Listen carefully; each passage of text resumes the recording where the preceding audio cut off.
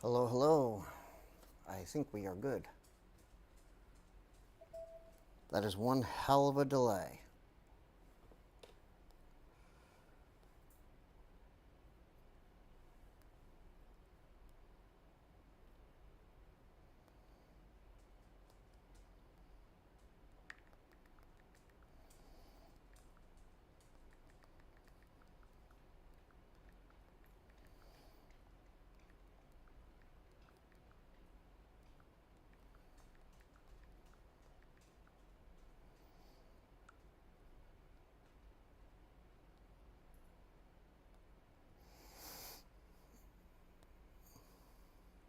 Hello, hello. Does it work? Yes, it does. All right, good. I can hear the voice. Hello, hello. Very clearly. Do we not have available people? Whoa. Hey, I'm actually doing a live right now. Can you call me back later? Yep. I'll give you a call when I'm done. All right? Happy Father's Day, by the way. All right, later. What's up, everybody? Let me try to move this camera over here. And what am I doing here? I'm making a mess. All right. So who do we have here? Who's in here? I see got a few people. Let me get something to drink real quick. But happy Father's Day for anybody who's in here.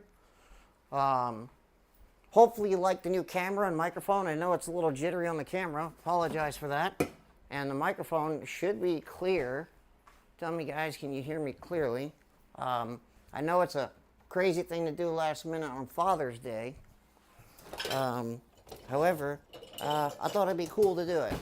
And let me get some ginger ale here.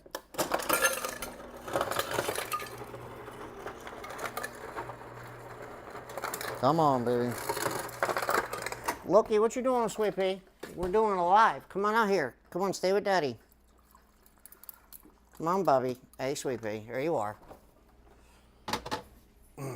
Hello. Oh, you got your ball, huh? All right.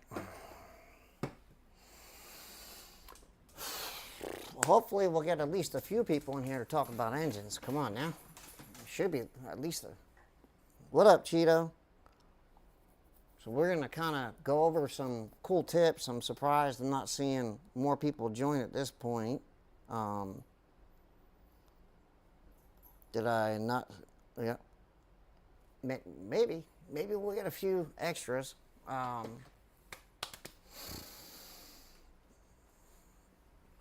There's a heck of a delay in the stream, so I do apologize for that. And I'm hoping that the voice and the camera, everything comes across clearer, because I'm now using a Saramonics microphone, and I'm actually using my iPhone for the camera, so it should be clear. Unfortunately, I can't get rid of this stupid little emblem on the bottom right here, and what I mean by that is this right here. I can't get rid of this. So engines and engine building. Wow. We definitely need a couple more people. I should have done this on a Thursday. That's usually like a really good prime time, but that's okay. So, engine building. There is so many things involved in engine building. Let's start with, what's up, Thomas? Yeah, oh no, it's alive. It's definitely alive. I should have edited the title and called it live. Can I edit it still? Maybe go back and change that. It's live. Save. It says it's saved. Let's see if that worked. So I want to start demystifying some stuff in there too about engine building that a lot of people have been saying. So let's start with some myths. So here's a common one. You need a clean room to build an engine, like a sterile filtered room. Now, I'm not disagreeing with the fact that you need to be clean. I won't disagree with that. But you don't need a completely sterile room, right? At the end of the day, you got to understand, like, your combustion blows past the rings when you're driving. So you have contamination in your engine at all times. Anything that gets past the filters. Now, obviously, if there's sand blowing in the wind, you don't want that, right? So now there is another thing that I think is a crazy myth, is that you have to run 0W20 because of your bearing clearances. And this comes down to engine building. That's a huge myth. Now, there is reasons not to run heavier oil when you're building an engine, if you're building, depending on what you're building it for. Let me see, can I get this camera to turn just a little bit more? It's just difficult because of my setup and trying to use the camera. So, I mean, I gotta say, the picture is so much better. I don't know how to change the zoom. So the bearing clearances, the reason we run 0W20 and like 5W whatever, or 0W40, 5W40, it's got a lot to do with the first 10 minutes of your driving. That thinner oil in the first 10 minutes of your driving can reduce emissions by like 30%. And that's only, once your car is hot, right, and the engine oil is hot, it's almost like no difference. And when you reduce the emissions, the other thing is it actually hurts economy pretty bad the first 10 minutes or so of driving when you have thick oil. So like if you started with a 20W50 and you drove 10 minutes and you did your fuel consumption, you know, you would easily eat way more fuel than if you started with 0W20. Now there's a downside to this, and here's where this comes into play when it comes down to bearings and things of that nature. They have to add polymers for the oil. So when you're building an engine, you got to think about, what oil am I going to use when I'm building this engine? They add polymers to make it so that when the oil gets hot, the molecules, the polymers they add, actually grow bigger. And by growing bigger, it doesn't fit through tight spaces as well. So it literally makes it so in order to get like a crazy 0W40 or 5W50 oil, you need to put in molecules that grow. The problem is your base oil is now way thinner.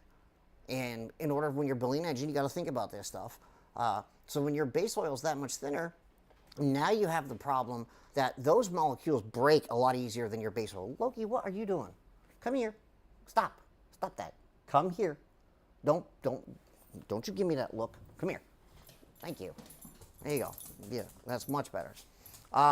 So those polymers, they break pretty easy, and they turn around, and the reason I say they break easy is because inside the engine you have things like timing chains and your camshafts where the lobes ride right on top of metal-to-metal contact.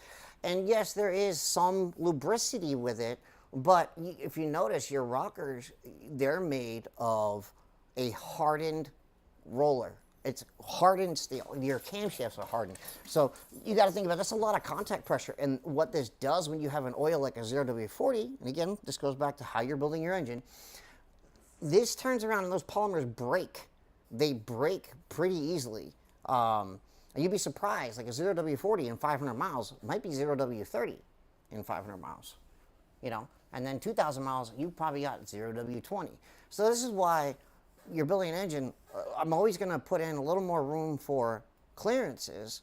So now we definitely have to go to an oil that doesn't start with a 0. Because you don't run a 0W40 in a built motor that you're trying to make big horsepower. Now, the reason we go to bigger clearances when building an engine is simply because, look at it this way. Imagine this. You're jumping off of a 10-foot jump. Let's say you're a stuntman and you're jumping off this 10-foot. Do you want, let's say we got the same amount of type of cushion, right? Do you want that cushion to be, I don't know, half a foot thick or foot thick? Or do you want that thing, you're jumping from 10 feet, do you want like a 3-foot cushion? Well, the same thing applies to oil. So, and how stiff do you want that? Do you want that super thin where you're going to blow through because you jumped 10 foot? Well, that might work for 3 feet, but it won't work for 10 feet. So it's the same thing with oil and oil thickness.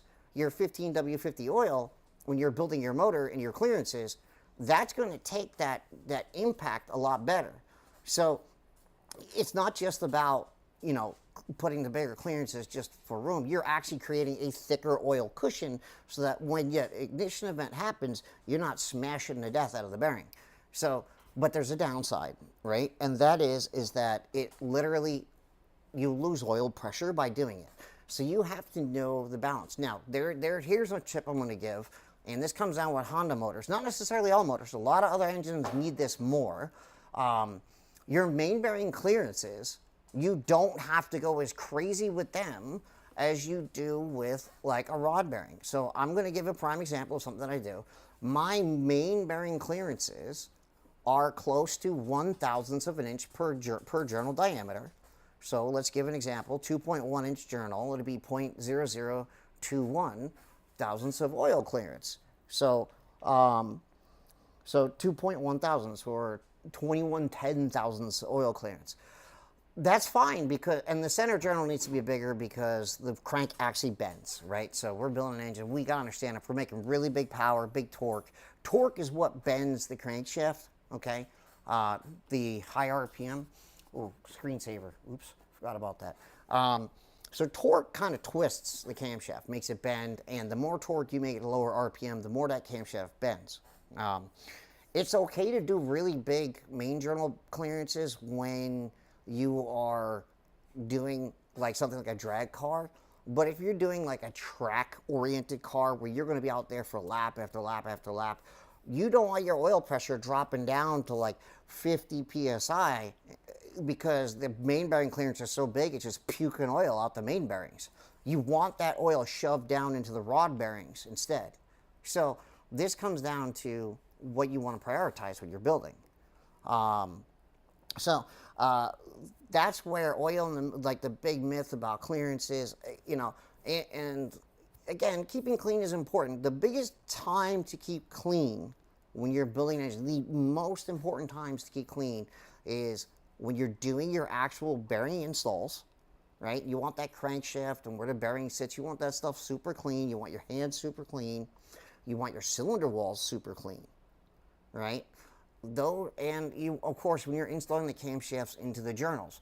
Now, and you want your head gasket surface super clean. So like I give you guys a tip, I use acetone on the actual deck of the block and the cylinder head. I actually use acetone. Why? Because brake clean leaves residue, right?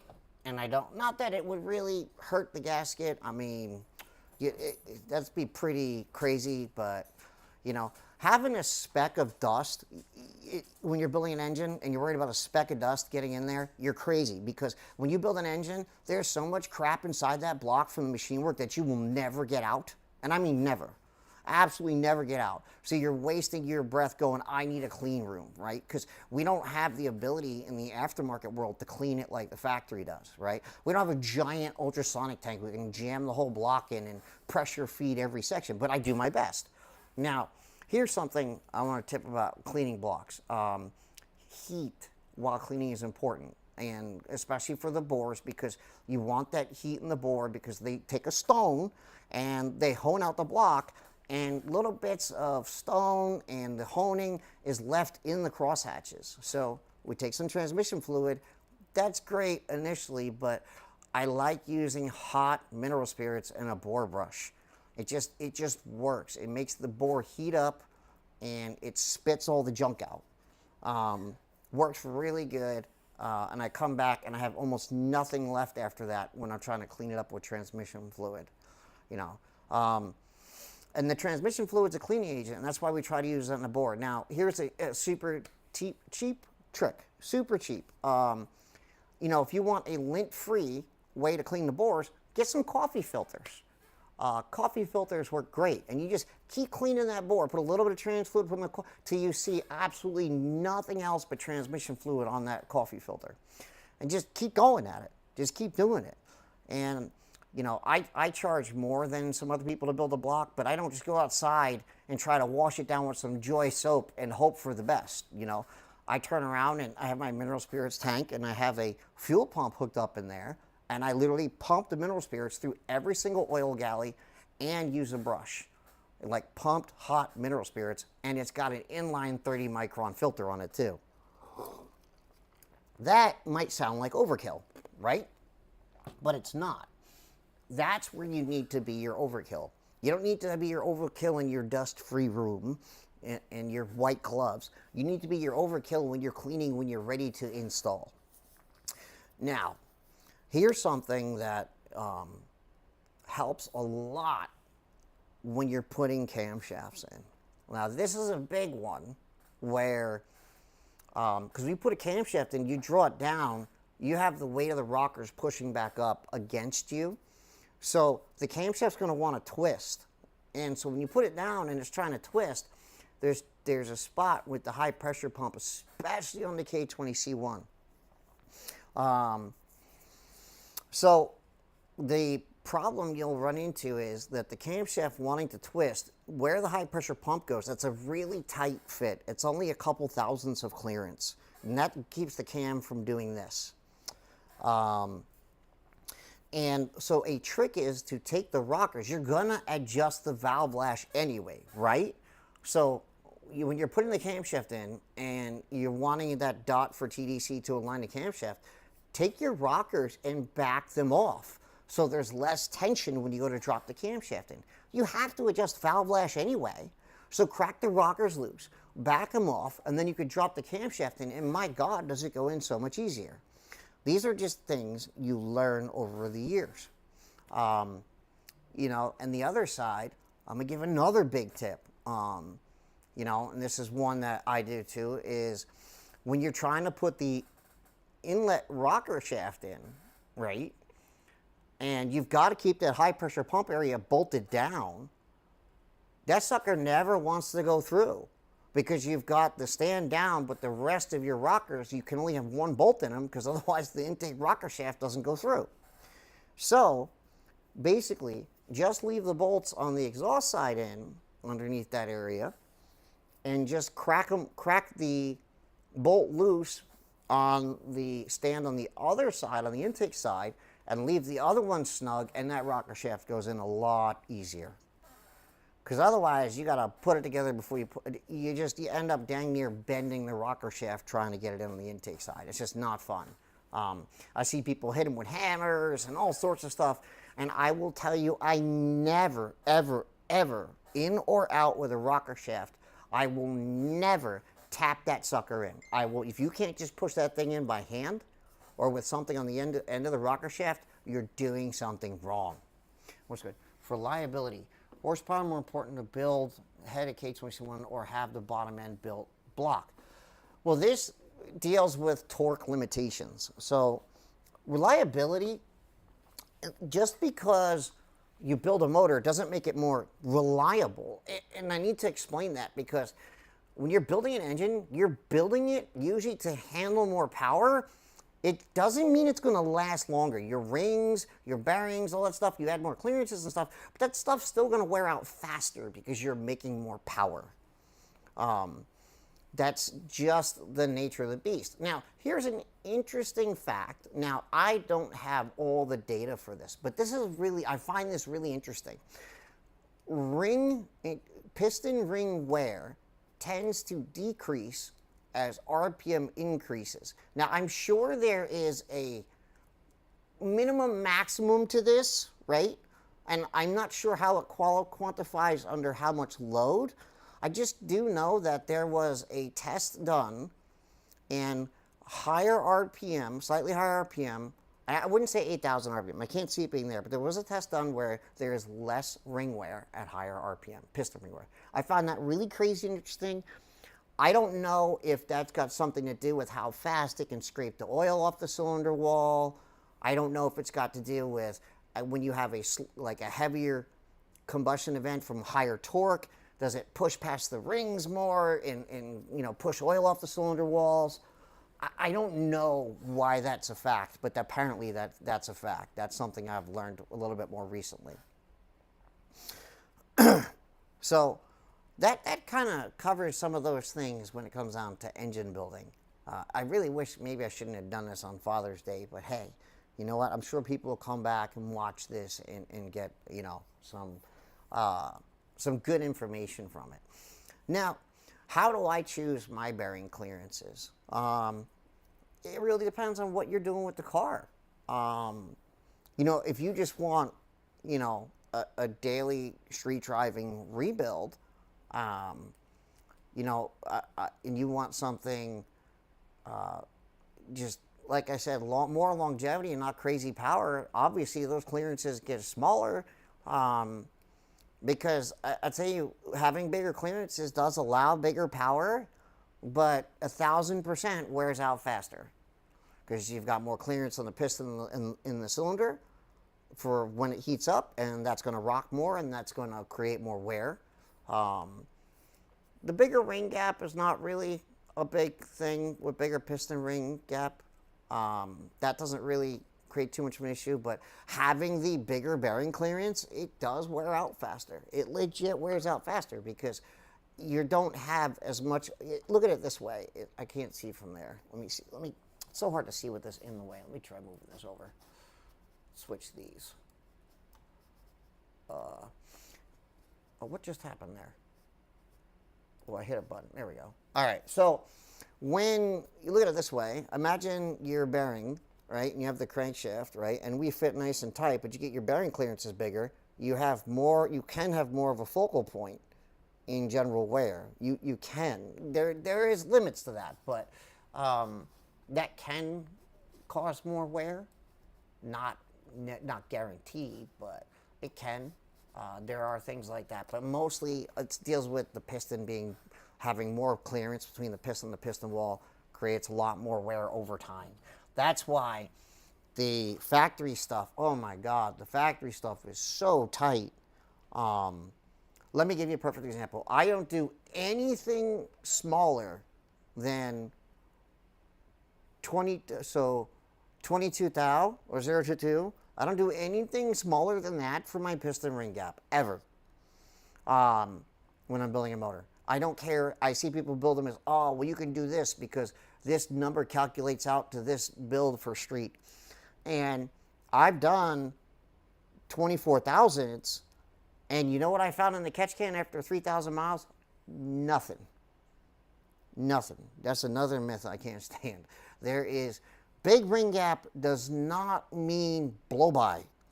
That does not mean blow by. The reason you do big ring gap is when you're getting that engine really high RPM or a lot of heat in there, that ring grows, and it grows. And if it touches, it'll go out, it'll grab the cylinder wall. And I've seen it on stock piston that literally rips the piston in half. The stock piston gap is less than half that. So piston to wall clearance generally, 3 on an aftermarket, 3 to 4 thousandths is very common. Factory is 1 thousandths and sometimes less. So all these guys trying to make these big torque, high horsepower records on these stock motors, you're literally asking for it because that piston swells up so quick, wipes the cylinder walls, right? It gets so big. If you swell the piston, it'll get so big, it'll wipe the cylinder wall, and you'll have 2 clear spots, one on the front and back where the piston is, because the biggest piece of the skirt comes out and just smears the crosshatch right off. Now, this is one of the reasons, like, there's limits. Like, you can't, and as power goes up, all right, I need to make this very clear. As power goes up, you need to add more and more and more fuel, right? I see this all the time. I see these guys doing, yes, direct injection can run leaner. There's no question about it. But I see these guys doing this crap all the time. They run like a 12:6 air-fuel ratio on a 2,000 cc injector trying to make 600 wheel horsepower plus. And you're asking for a punch in the face at that point. You're asking for it. And the reason you're asking for it is because you're going to blow it up at some point trying to do that. And because the threshold is not too far off of that, where let's say if even you went 3/10 richer, right? Or instead of running E50, you run full ethanol at that AFR. You're cooling the cylinder, but the more power you make, the more heat you make. And I've tested this where at like 600 wheel horsepower, 12.2, and you get a little richer, it might start to lose power, right? Might. It depends on the setup. And then you turn around and you put 700 horsepower. Well, shit, now 11.7 doesn't lose power because the combustion chamber gets so freaking hot, right? Because you're making so much pressure and heat initially from the compression and all the boost and the ignition timing. You're making so much heat, it burns that extra fuel and it doesn't get hyper cooled. So as you go up in power, you can't keep running the same air fuel ratio. You're asking for it to blow up. So, part selection, that's a big one. That's a big one a lot of people ask. How do you choose what parts you want? Well, let's be realistic. A boost line rod on a stock sleeve motor is overkill, right? But the thing is, it's so cost effective, it works because it's cost effective. But on the stock sleeve, I really don't, anything over 700 on a stock sleeve is not really like that's, the stock sleeve is just not there on these cars. They crack all the time. That's a big problem with the sleeves on these motors. Is this you get too much knock, they crack a sleeve, they bust a ring. It's not so much the ring, but usually you bend a rod, right? Or you blow a head gasket, or you crack a sleeve. You know, trying to shove too much timing in it, right? And these motors, they will take the timing and they will make the power, but they're so close sometimes on the borderline of knock and making power that it'll make more power, but it'll want to knock at the same time. And that's your danger point, because unlike other older Honda engines, they don't do that. And that's got a lot to do with the compression ratio being higher. It's got to do with maybe the fuel you're using. Maybe it's got to do with the fact that it's an offset crank. There's another spot that people don't understand about building this engine. They don't understand an offset crank. You know, an offset crank, there's a big catch to this, right? The piston comes down slower because the way the geometry works, the offset crank, but it goes up faster. So what happens when you compress air faster? Now, I'm going to give you guys a wildlife example. When this all comes on the engine building, you're thinking about, it's going to come down to compression ratios and thinking about it. If you're turning around and you compress something really fast, it can auto-ignite. Because the K20C1 turns around and on the combustion comes up faster, that's almost like having more compression or higher RPM when you're not at higher RPM. I would say it's more of a representation of being at higher RPM when you're not at higher RPM. So you're building this engine, you start sitting in there thinking, well, it'll take all this compression, right? Well, I don't think more compression is the answer. So this is another engine building thing that I've done firsthand. And I've done more compression, and I have not found good success with that.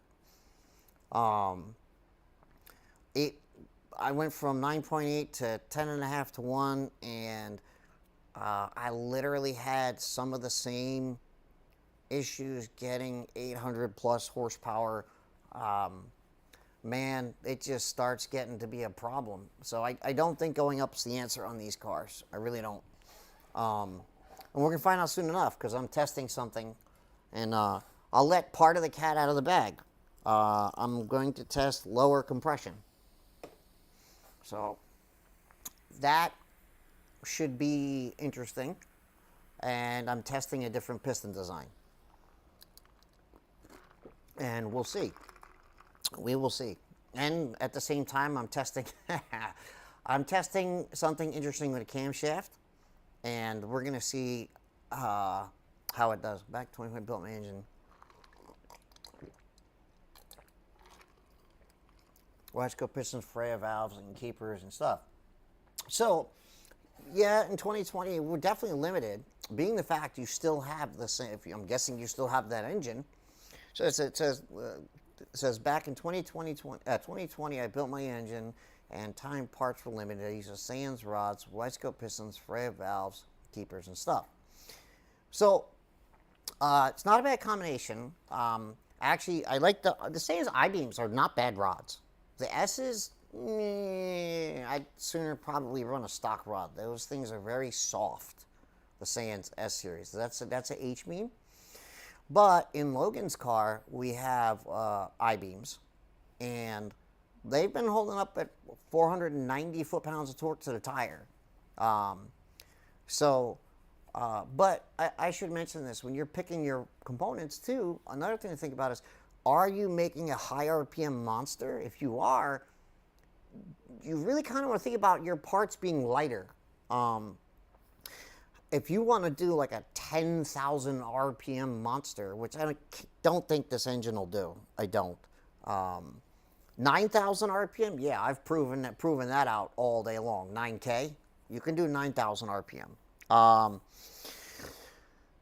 I think you need to start getting lighter parts, because you're just, again, that offset crank, that piston comes up faster than it goes down. And so I don't know the difference in the math. I don't know how to calculate the math on that. If somebody does, bless your soul and let me know, and put in the comments below what the difference in the up compression stroke versus the combustion event stroke in these engines due to the offset crank. If you know that math, man, please let me know, because I have no idea how they calculate that. So, essentially, higher RPM, the combustion event's not really, I don't know what the difference is. But it could be so much so that at 8,000 RPM, right, the piston's coming up as fast as it would at 8,500 RPM on a regular non-offset crank. So, Lawless, you said you built your engine. I'm assuming that you built it yourself completely. That's what I'm guessing from that comment. Aside from machine work, right? Because none of us, are doing machine work. And I kind of want to say something, and I think a lot of people, even I use this out of context.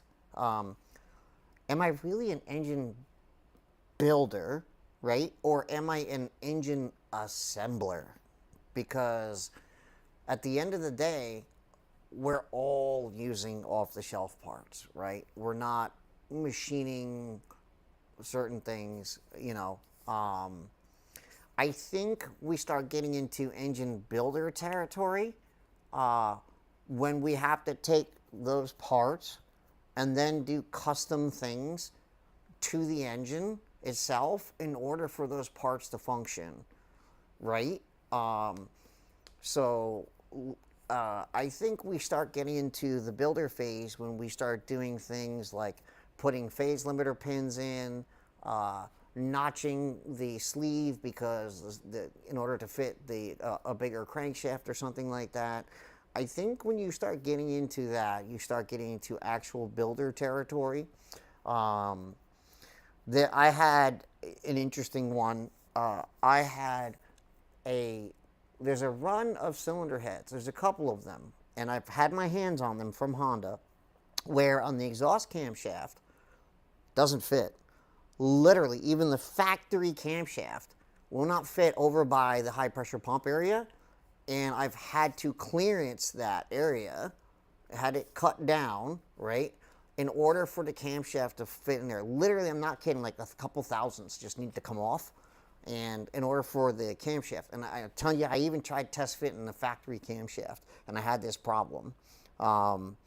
And those cam caps absolutely came from that head. The head came from Honda, so I'm not sure how something like a couple of those, I bought at the same time, I think I bought 3 heads, because there's 3 projects, and 2 out of 3 of them had that same problem. Thought that was wild. But, I think that's where you start getting into engine builder instead of assembler territory. So that's pretty much, I don't know, man. I'm trying to think if there's anything else. Like, we've gone over the myths of like bearing clearances and why they're done. And, engine balancing.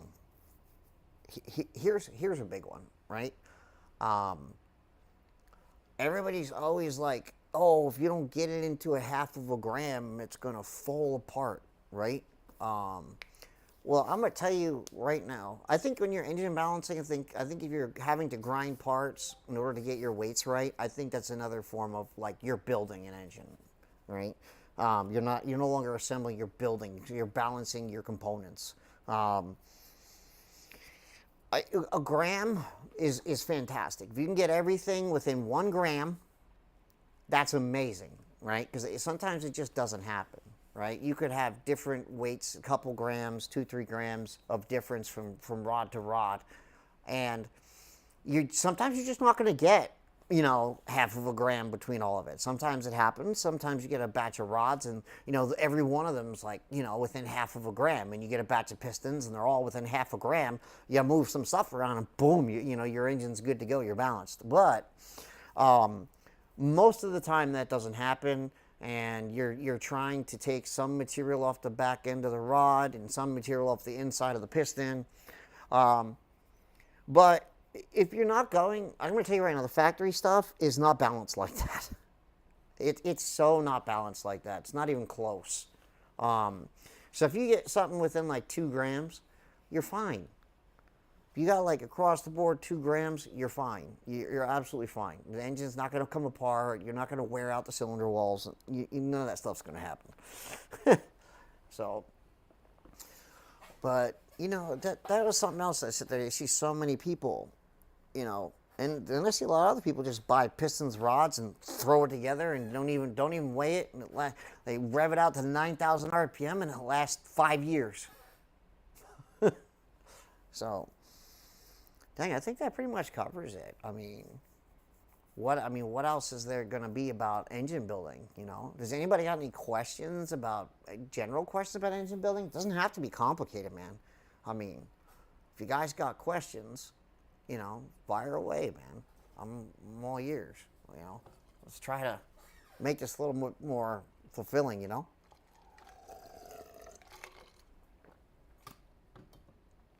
Questions like, why do I like Kelford springs and retainers, versus, oh yeah, that's another big one.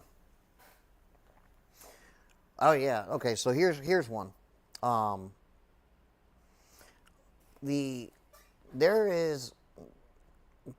Freya uses a standard style spring. I believe they just call it, is it progressive? It's just what it's called. And it uses, 75 on the seat. And I don't know where they measure the open, but 175, I think it's 175 open. Okay? Now, here's something that I kind of, yay and nay about. In order to run a TR3 chem to using the Freya valve train to run a TR3, you actually have to use a thinner seat install height. Otherwise, you get to the point where the coil binds and it can do damage. And this takes more weight off the seat. So I don't really know if Freya valve train is good for 9,000 on a TR3. Like, maybe it is, maybe it isn't.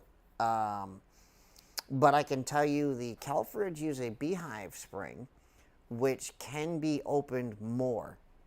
And here's another thing that we don't do that honestly we probably should. In the high performance stuff, high RPM, the really high RPM stuff, is you're supposed to run a camshaft and you're supposed to set the spring install height to where I believe it's 50 thousandths to coil bind, before coil bind. So, I just don't know all that, but we never seem to do that on Honda. Now, I don't know, maybe it's not needed in a 4-valve motor, but that's actually done for resonance of the spring, because sometimes there'll be certain RPMs where the springs resonate. Oh, that was another thing, right? We talked about wear earlier. Heavier valve springs is going to wear valve train components out faster. If you do a 5-angle valve job and the seat is narrower, you're going to hammer the seat more.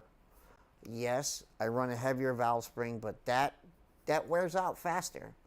If stock valve springs, that stuff's designed to go for as far as you can think about going, right? 100,000, 150,000, maybe even 200,000 miles. You will never do that on an upgraded valve spring because you just beat up the seat too much. There is a cylinder head that I have that is very beat up, and the seats are just crushed in. Part of it's who tuned it before, and somebody had it apart and reassembled it, so they did some stuff, but still, that wears stuff out. It absolutely wears out your valve train. So this still goes in the engine building, I guess. We talk about valve seat contact area and why it's important. So, and for those who have joined later, if you're a father, happy Father's Day. Just want to throw that out there. Now,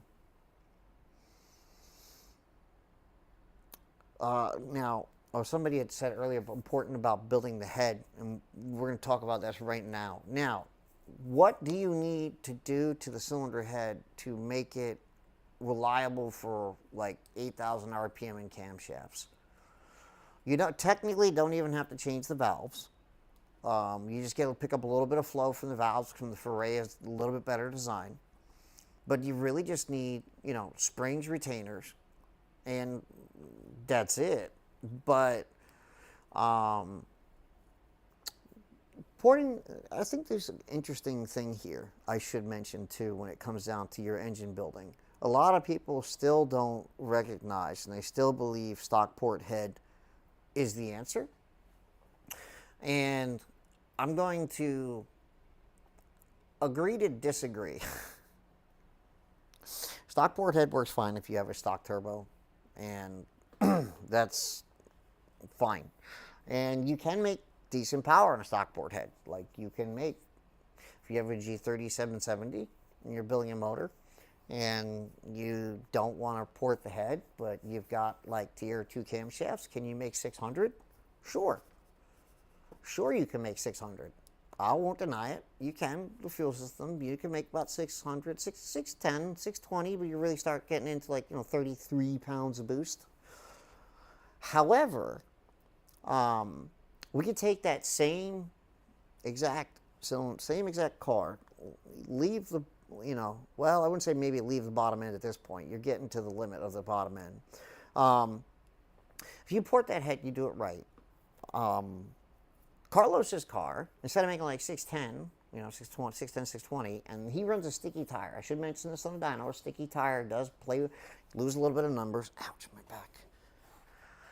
He made 680. That's a freaking 60 horsepower jump on this 31.5 pounds. So, it's a 60 to 70 horsepower jump. So, reliability. How does this affect reliability? Well, if you port the head and you don't have to run as much boost pressure to make X amount of power, right? You're not necessarily making as much back pressure because you're in a better efficiency area. And when you're in a better efficiency area, it's great for lower end not letting go. So, so in choosing to build or not to build, if you have like a G25 660 and you're trying to make 600 wheel horsepower, and you do, and then you take a G30 770 and you make 600 wheel horsepower, which is harder on the engine? Is it harder on the engine to run the bigger turbo or the little turbo? And let's say you track the same exact horsepower and you make the same exact torque. So it's going to be the smaller turbo. because you're absolutely going to have to spin that sucker faster, and you're going to create back pressure. And back pressure means that your pistons and rods have to fight back pressure to get it out. So that's why you'll see I am willing to put more torque in an engine that has a bigger turbo in it and more power in it than a smaller one. And that's going to make that same engine, you can literally lose, we'll call it pumping losses, 20 to 30, 40, 50 horsepower, depends on the setup too. You can lose that much power in pumping losses. Just for a prime example, this is such a good example. When I had my 6466 with a smaller turbine housing, this is a perfect example of harder on an engine all day long. What did it make? It was like 670, I think it was. 670 on 32 pounds, I think it was. Something like that. And I take that same engine, if I take the same engine, same camshaft, right? And running a stock manifold again, because at the point I put a Prackworks on and I picked up some power. There's no denying there. But running that same engine again on the same stock port manifold, that same pounds of boost cleared 700 and revved to 8,800 RPM and just kept climbing. That was just so much, and it just, the engine just sounded like it wasn't even working hard. It wasn't screaming. It didn't sound like it was dying for air. It was just amazingly better. So that was, and so this, again, we go back to your engine building choices, right? So what you need to ask yourself is, how much power do I want when I'm building, right? What turbo do I have, right? And how hard am I going to push it to make this said power, right? And those are your first two things you need to figure out, right? So anybody here, just spit out a goal you're after, right? Spit out a horsepower goal you're after, and I will spit out a build and setup that will get you there without stressing the hell out of everything. And please don't say 1,000 horsepower, because no matter what you do, you're beating the shit out of everything then.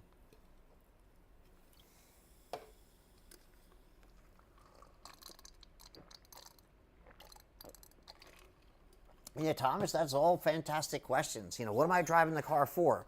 Like, where do I want my power band, right? What am I using it for, right? All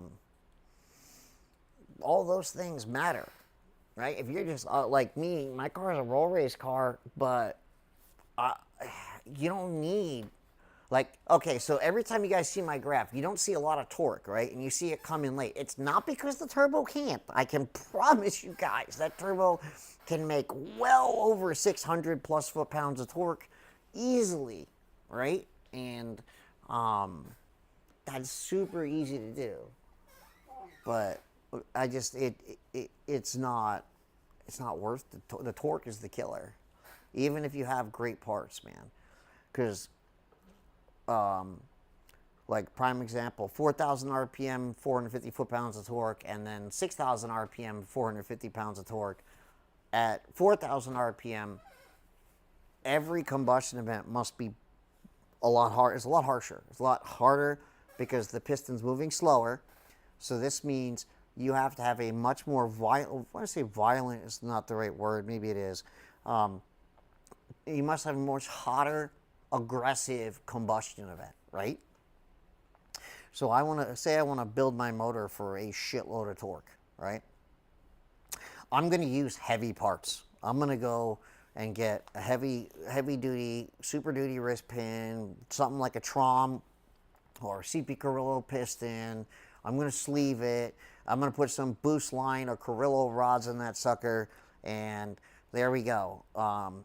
But the one thing I will say is the boost lines are slightly-ish better for high torque. the Carillas will handle high torque, but since it's an H-beam, it's really strong. I'm going to tell you it's a really, really strong H-beam. But the problem with H-beams are, if you get a knock under that high torque, they just go, and they twist. They completely just twist.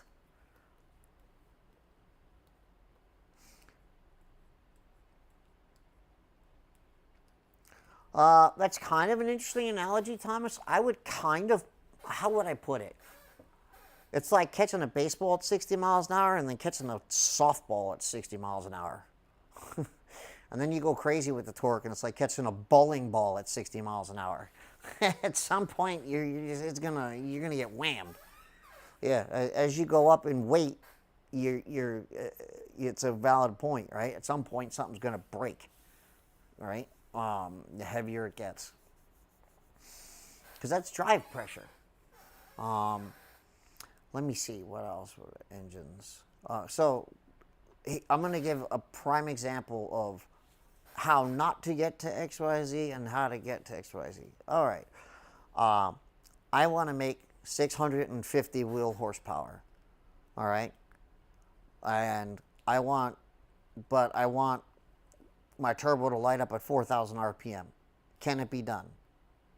Yes, it can be done. But a perfect example, you'd be G25 660, either a Calford Stage 1 or TR2 cam. Definitely have to be ported head. However, can you get there? Sure, you can. However, and then at that point, we're going to use something like a Prackworks manifold to make up for, try to take up that mid-range area, because that turbo is not going to do it easily. And what's going to happen is, yes, it's going to light up like a Christmas tree at $4,000. And you're going to, if you try to push it out to 650 wheel horsepower, that turbo is not going to live. And at some point, it's going to go boom. And the other thing that's going to happen is you're going to have to make a lot more torque. And you have to make the power earlier. So, yes, you can do that, but you can't have both, right? You can't. You got to make up your mind when you're building your engine. So, I want 600. Do I want 4,000 RPM power more, or do I want 650 wheel horsepower more? What do I want more? So for me, it's easy. I don't care about 4,000 RPM. You know, why? Because that's not going to matter to me, because if I'm revving a car to 8,000 RPM, why do I care about 4,000 RPM? So you dialing that power up, you can do it. And Logan's car, we did do 630, and it could do more, but I was so afraid of just blowing that little 25 660 turbo. I heard a story, and this was interesting, that I didn't tune it. I heard it through another company. I'm just going to say this. They were tuning a G25 660, and they were so hell-bent on boost that they literally shot the compressor wheel across the room, apparently. And it just went boom and went boom and said, see you later. How not to make power. Have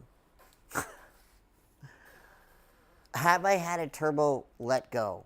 Yes. What it turned out to be was a manufacturer issue, was sent back to MHI. MHI warranted the turbo. So that's the, other than that, I have not had any issues with them letting go, right? Now, back to our 650 wheel horsepower. I'm going to put something like a G30 770 on there at that point, and we can do somewhere mid to upper 600s. You can easily go to 8,000 RPM. Now, if you were to moon tune that G30 770, you would probably peak power out, believe it or not, guys, somewhere around 7,500 RPM. It's still not enough turbo that, yes, a G30 770 at 700 wheel horsepower on a dyno jet, not some other dynos, is still not enough to crack 700 at 8,000 RPM. It rolls over. It's still not big enough. Now, a G30 900, yes. So there's another option for your engine build. Now, that turbo but is not going to come out depending on your setup. If you do like I did, there are tricks to this, all right? And I'm going to give you something, a super simple thing. I promise you, if you do this, your turbo will spool earlier on whatever setup you have, unless you have an exhaust restriction, okay? I promise you this. Get a taller intercooler, as tall as you can possibly shove in there, right? And with the best core you can possibly put in it. And I promise you, your turbo will spool better. And the car will make more power and be able to make more boost. And why? And this is another way for your built engine to find efficiency. Because you're not backing up boost pressure in the compressor cover. When you back up boost pressure in the compressor cover, you're creating back pressure on the other side, and now that your engine's fighting that again. So that's a prime example. Let me see. And that's another thing. You know, you can build your engine around your power. You can decide that I'm not going to go any bigger with this turbo. You can build your engine around the turbo. You can, I don't know, man. That's pretty much it, man. I think that's it. I really don't got much else to sit there and think about when it comes down to what can you do and not do, you know? What for engine building. I really am not sure what else we could cover at this point for engine building. I'm trying to think, you know, timing chain stuff, that's kiddie stuff. That's all, you know, easy. Dang, man. I think I've covered everything when it comes down to at least what I can share for engine building, you know. Ooh, you know what? Here, I'll do this, and then we'll go about. So, quick math, right? People wonder, how do you get your piston ring gaps? Okay, so this is a tried and true method. I explained earlier, I don't do anything other than 22 10,000ths or 2.2 thousandths. So 0.022 or 22 thousandths. That's what I do. So there is a math chart. I mean, you know what? I think the best way to do this. Open that up. Come on. What did I just do? There it is. How to get. I wonder if I got the chart. Gap. No, that's not how that's how to. Let me see. Not get. Maybe we're choose.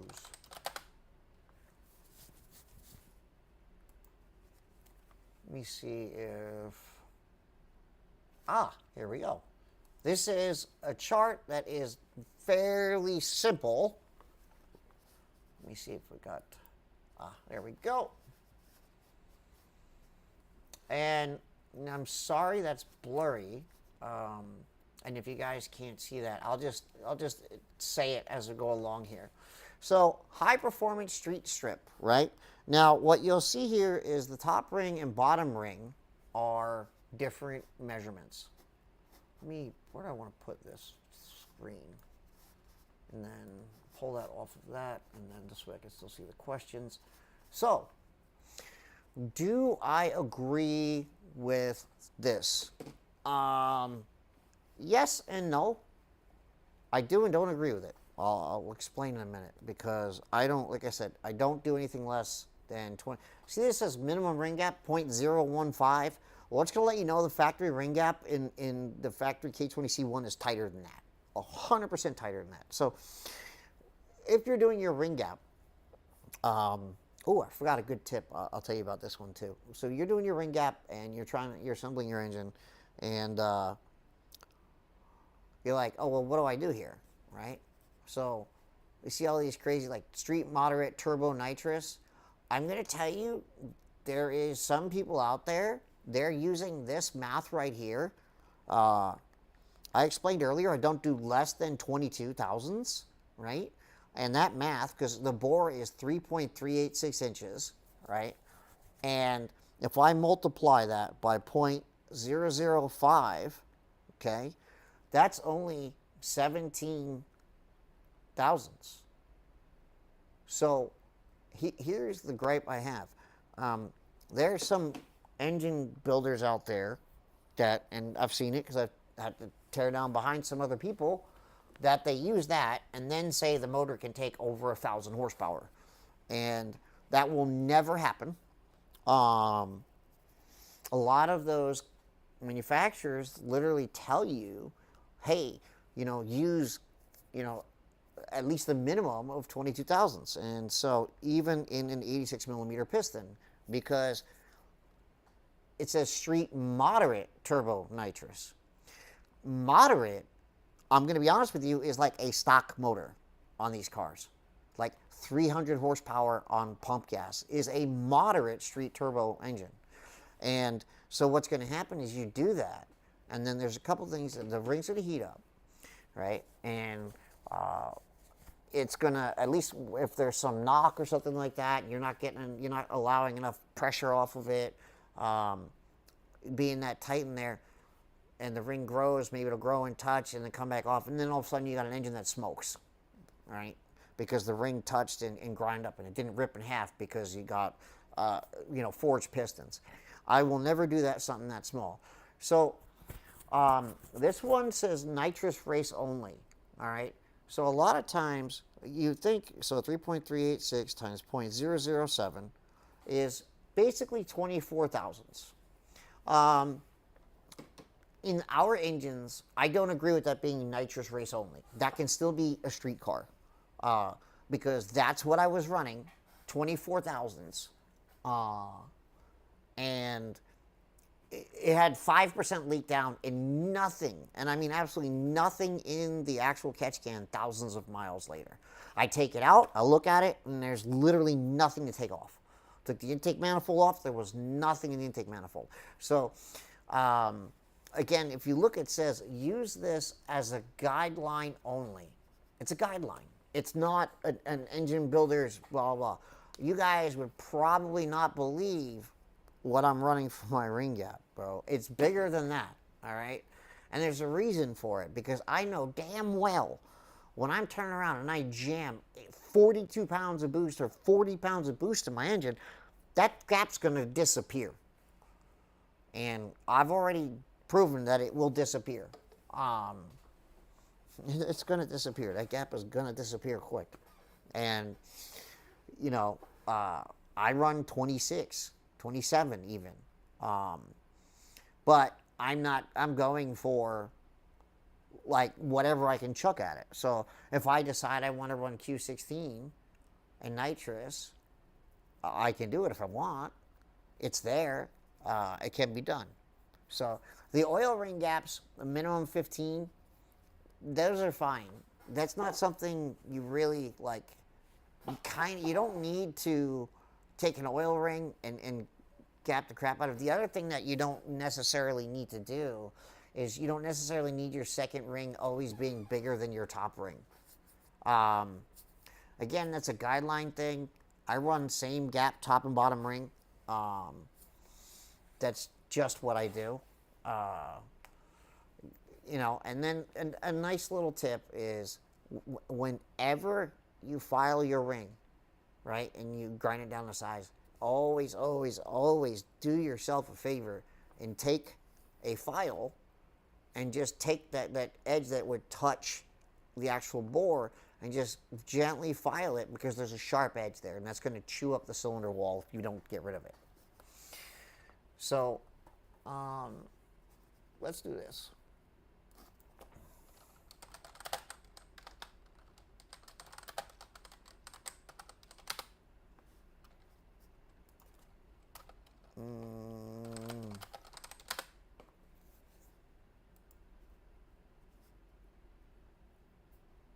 Do they?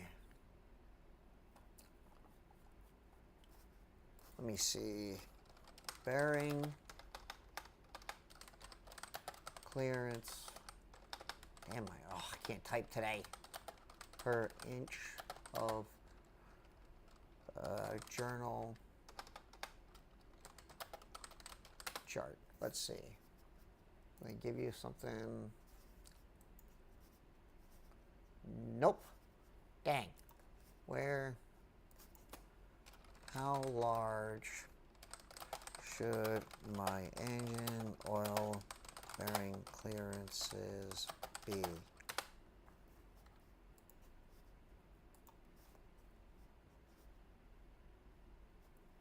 Here we go. Oh, that's a video. Well, all right. Let's forget about the video. Because, again, apparently, I thought this was going to be loaded up somewhere on how easy it'd be to find your bearing clearance. What do you think about intercoolless chemical cooling that would definitely relieve compressor cover of backed up air? Yes and no. It doesn't work because, okay, so one of the reasons, like with methanol cars, that they don't do it is because the methanol is so cool it doesn't need to be intercooled, and they're doing it for weight savings. But at the end of the day, I can assure you, every time you intercool a car and you have that on top of whatever fuel you're running, it makes more power. So you have to ask yourself, for the situation that you're using the vehicle, is it more important for weight, okay, or is it more important for power? So in the case of our cars, it's always going to be intercooler comes first. So I really thought there would be something in here determining the optimal oil clearance. Let's see if this says something here. Here. There we go. Engine builders relied on a rule of thumb of 1 thou per clearance every inch during life. However, the rule changes a bit to engine application. This is true. Now, I want to say, again, like I said earlier, depending on the crankshaft, because it depends. Like if you got a really long crankshaft, you're going to want more main bearing clearances than you would on a shorter crankshaft that's stronger because it doesn't flex as much. What the hell happened here to my computer? It just freaking froze because this stupid no thank you. Great. What the? Come on. There it goes. All right. Yeah, so it would technically in a way relieve the compressor backed up air. However, the problem is that now you've got hotter air and it expands more. So you might see more boost pressure for the same amount of power because you're not cooling it beforehand. So I've even tried doing stuff like, I've tested a methanol nozzle inside the compressor cover to see how fast the system would react. That does work. However, but there's no benefit there. It's not, the juice not worth the squeeze. It comes down to your intercooler having enough air passages and height. So the only intercooler I know that isn't custom, that fits that bill, and it sucks that they won't redo this, is the Wagner for the DE5 and the FL5. That intercooler is easily one of the best. I have never had such a good experience when it came down to using it with the 4-piston head and tier 2 cams. It was actually super impressive.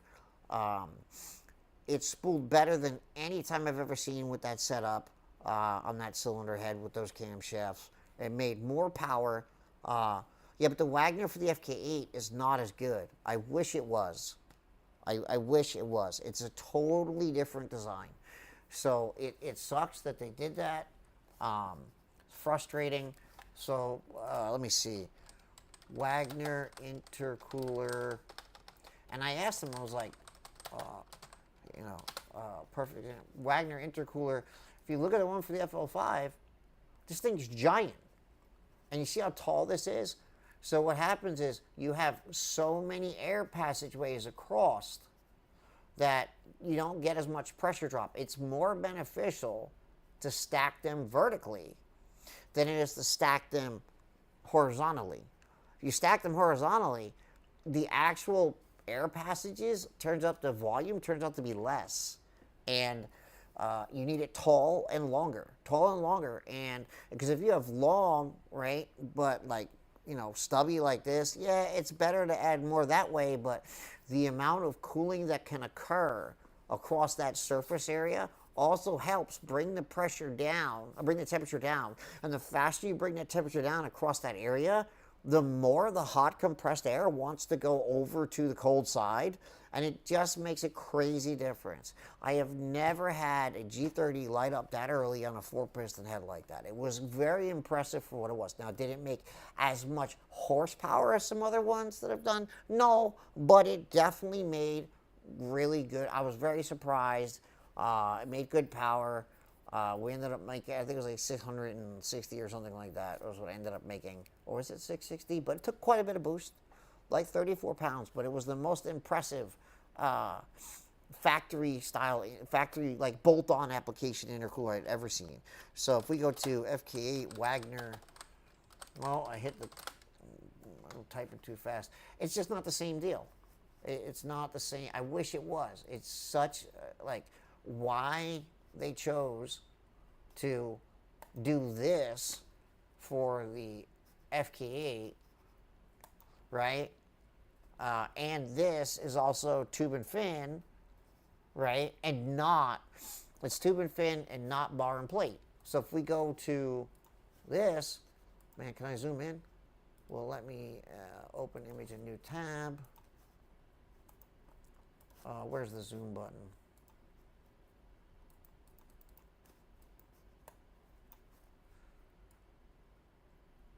This is bar and plate. So they got away from the actual tube and fin design.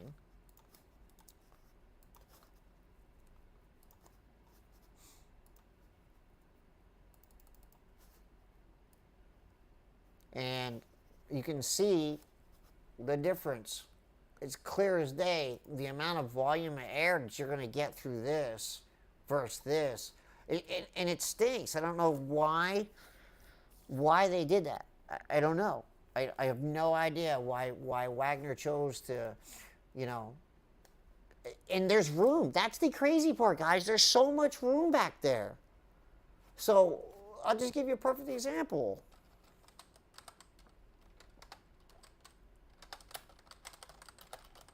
Oh, screw the typing. It'll autocorrect. This fits behind the crash bar on the Ultimate Racing. Now, I don't like the fact that they use square end tanks. But that's a Garrett core. Like, okay, check this out. This is my favorite part. This is this is my favorite photo in the whole world when it comes down to intercoolers.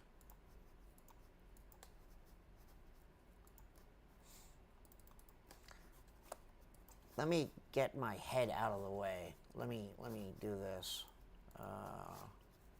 One sec. Layout wizard. Solo. Where's desktop? Look at this. This is crazy. Look at the difference. It's like here. So on the left here, this is your standard style core, right? And that's the air passages that you're dealing with. Then look at this Garrett core on the other side. Look at the size of that. I mean, that's just crazy, the differences. And these welds, okay, these welds are there because they test these in the tank, and they think there's a plausibility for the end of it to link. They will just take it and do a little weld over the end of it. That's what they'll do. And that's how the Garrett, when you buy a Garrett core, that's how that works.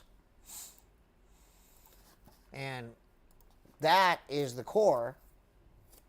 About time you got tires, dude. We've been waiting forever for you to get tires. About, you know, you've had them since 1990, never trying to blow those little cheapio tires off. Bro, you were spinning on 93 octane. We were wondering what the hell happened to you, bro. Well, you were spinning on 93 on an MHI, and then you go and try to make 650 wheel, and it's like you should have beat that GTR by a lot more, man. That 650 wheel horsepower. You should have decimated that thing, but no traction. Yeah, well, now we got to get it dialed back in more. Got to redial it in and bring the torque back up. Now that your clutch is good, you got tires. Now we can actually put some torque in it and not just all horsepower on top end only.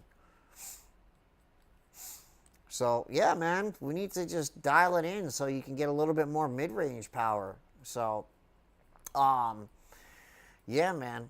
So, and at some point, man, got to think about, like, you know, hey, man, we got to think about, do I really want to send it to, like, you know, oh, I don't know, 700 horsepower at some point? I don't know if I really want to do that, though, but, yeah, we've seen it's fast enough. So, we were just talking about the intercoolers, and so, like, yes, Mishimoto is the fantastic bang for the buck intercooler. Best head studs? Inline? No. I don't use Inline Pro. I've seen too many problems with them. Every time I've seen somebody use Inline Pros, they have a problem. Just get a set of standard ARPs. They're like $20 or $30 difference, man. At this point, you're building a freaking. Even if you're just doing a cylinder head, man, you're spending $4,000. Don't try to save 20 or 30 bucks on a set of head studs. I use 625 studs. I don't recommend using 625s on stock block, meaning the sleeve itself being stock. I definitely don't suggest that at all. I really highly suggest that if you're going to do stock sleeve, just do standard ARPs, because the 625s clamp so hard, okay, they're literally going to distort shit. They clamp so tight.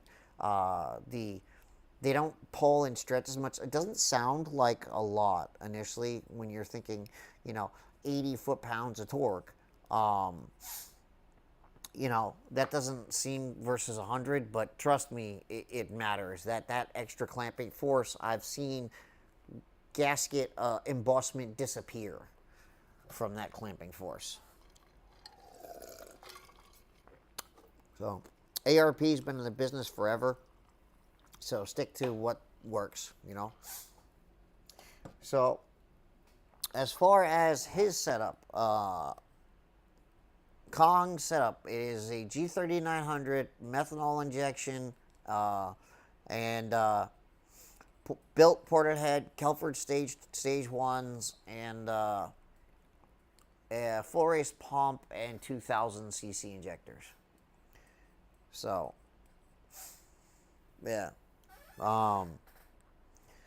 Yeah, it just needs to be dialed in a little bit more. So 8,000 RPM, bad boy. Yeah, Cheeto, I was calling you about something, man. We'll talk about something that's actually quite interesting. I ran into a real interesting anomaly with Motec. All I can say is it has to do with, his horsepower is 650 and torque is 450.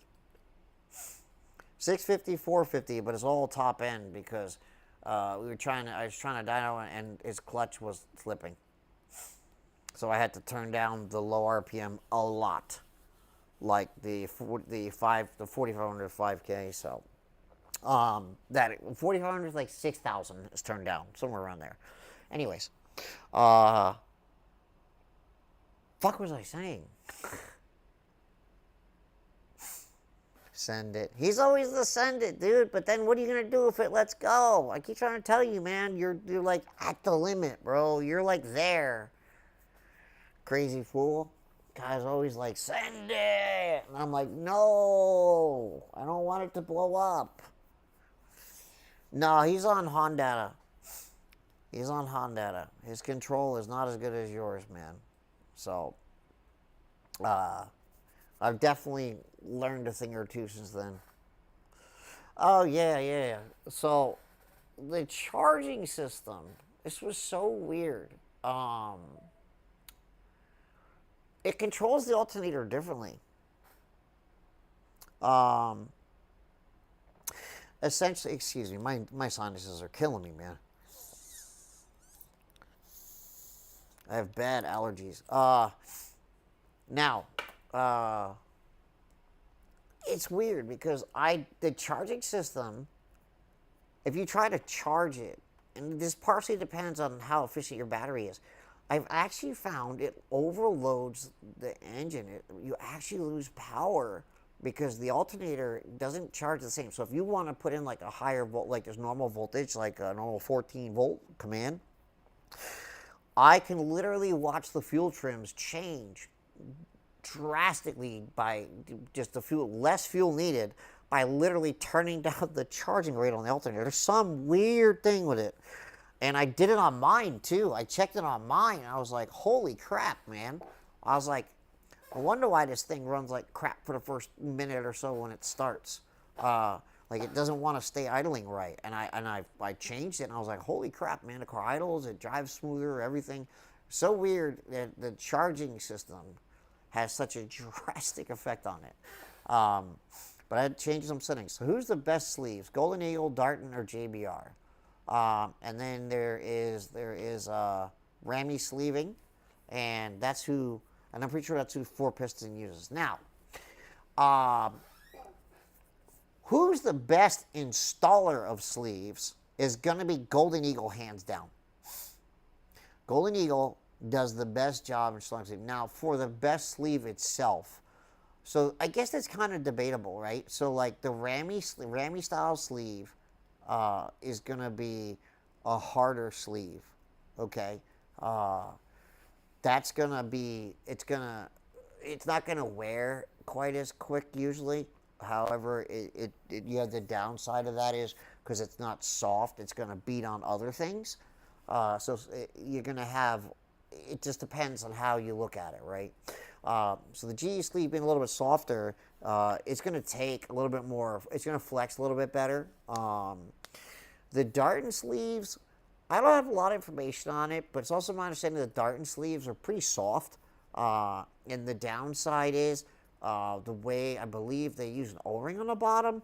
So the sleeve is kind of just chilling on the register, where, because the register is the groove that they cut in a block so that it sits there. Whereas the Golden Eagle, yes, there's actually, it's like a dual register, I guess you want to say. They're putting a block, they cut out the bottom, and there's a stopping point at the bottom, and then there's a register further up too, where you see that, and the GE sleeves have more room for coolant to get around it. All the other sleeves have this really thin area towards the top where the head goes to keep the head cool. But the GE sleeve's thicker, so it holds more heat.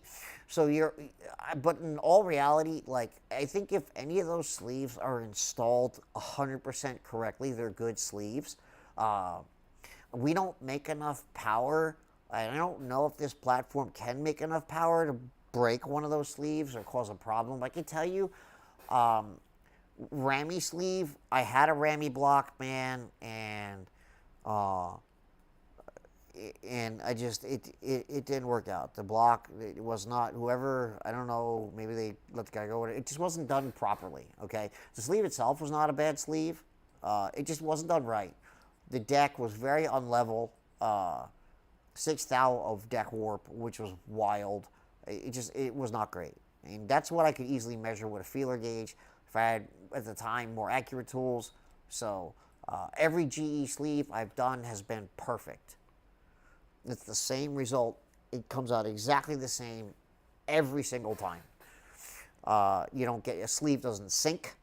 All the other ones I've seen it where other people use the Ramy sleeve, and I've taken the head off, and I can see right between where the two sleeves are. I can actually see it, down just a little, where the head gasket material will be on one side, and you can kind of try to clean it up with a carbide, a flat carbide, and it won't take it off because the sleeve sinks. And that sucks because that really just kind of comes down to the installer and how they're installing it. So, it could be the machine work's not quite right? And then, or when they put the sleeve in, they're not holding the sleeve down better, and it just doesn't hold up. Like, because when you put the sleeves in, I've seen a lot of other people that put sleeves in, and what they'll do is they'll use something to hold the sleeve down after they put it in. They'll knock the sleeve in, right? And then after they knock the sleeve in, they'll usually bolt something down to push the sleeve down and hold it down at the very bottom while it heats up and expands.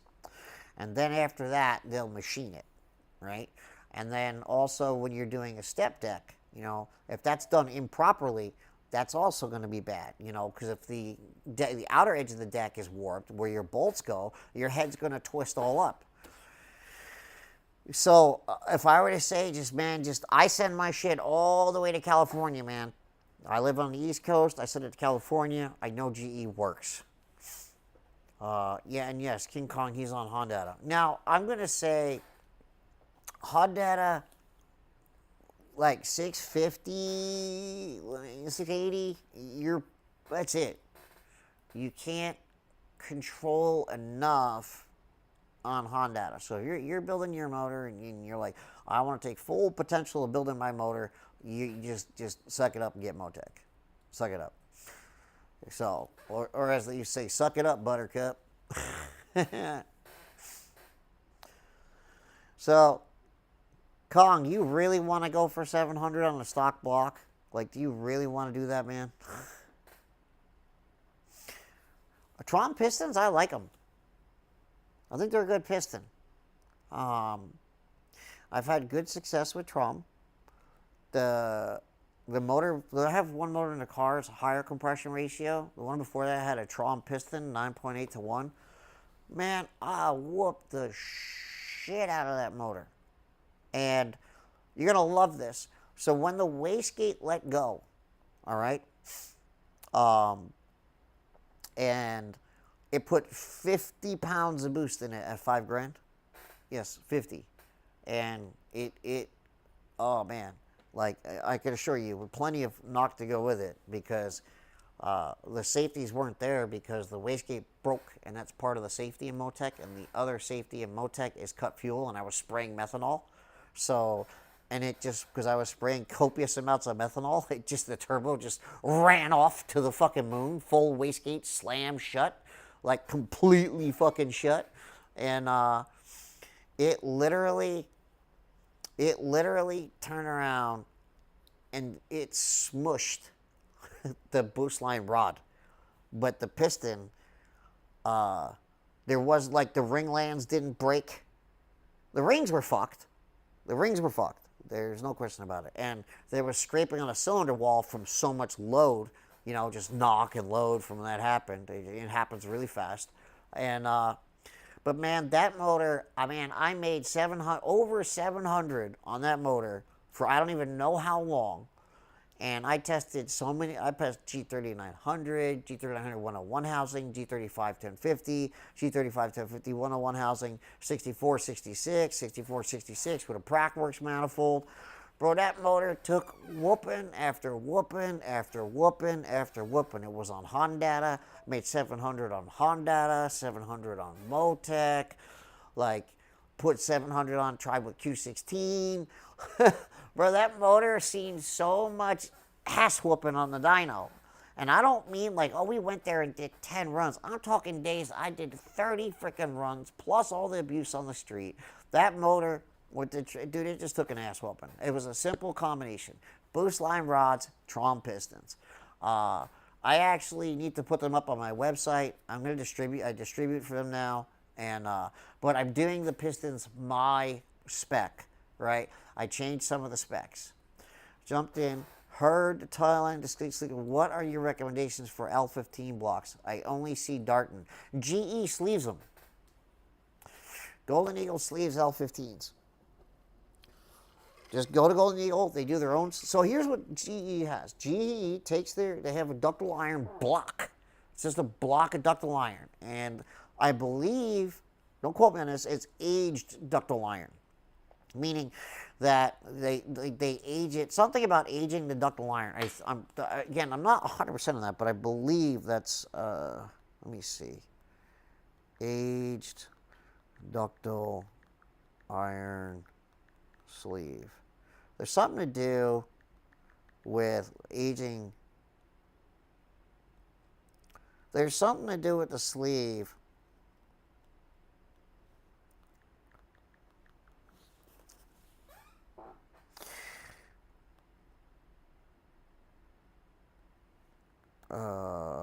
There's something that they do with the iron, and I don't know how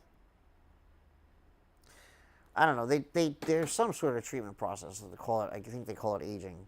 Um, I know the 625 studs are. I think the 625 studs are aged too. That's some sort of aged steel. Uh, so basically, their sleeves are made from their material from wherever they source it, and they source it from the same place every single time. And uh, the material, like it's just enough with the Tron pistons. Now, one thing I wish I had done when I had initially done those Tron pistons, I didn't know they did coatings, right? So I'm testing both. I have a set right now that's going in this engine, and it is the pistons coated, has a full skirt coat, heavy duty wrist pin, and one extra little thing is I actually had what's called WPC treatment to the wrist pin. Now, I did this for a reason. I have found that at the higher horsepower levels on the wrist pin, even with the bigger wrist pin and good oil, it tends to beat up the bushing and the small end of the rod a bit. Now, that can be replaced if you have a good machine shop. They can replace it for you. And which is great. The thing is, they get them out to size. I think it's, God, 799 or something like that. Versus, or I forget what the wrist pin size is, but you need like 1 or 2 thousandths of clearance there. And what I found is with every rod, I found that that softer bushing can take a bit of abuse, which is another reason I've been putting less torque in, because in the last motor, man, I threw everything at that thing. That thing seen well over 600 foot-pounds of torque of quite a few times. I think it's seen I think the most amount of torque I shoved through that thing was 650 foot-pounds of torque. And I don't even know when that wastegate failed and it put 50 pounds. I had no idea. Dude, that's probably 700 plus foot-pounds of torque. So there's the WPC treatment's really interesting. And I think this is a really great, so let me see. WPC treatment. So it's essentially it's a form of micro bead blasting. This is really, let's see if it'll play while, I don't know, does it actually play and you can hear it?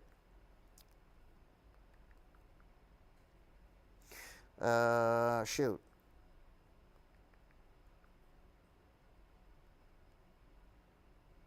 Why is, okay.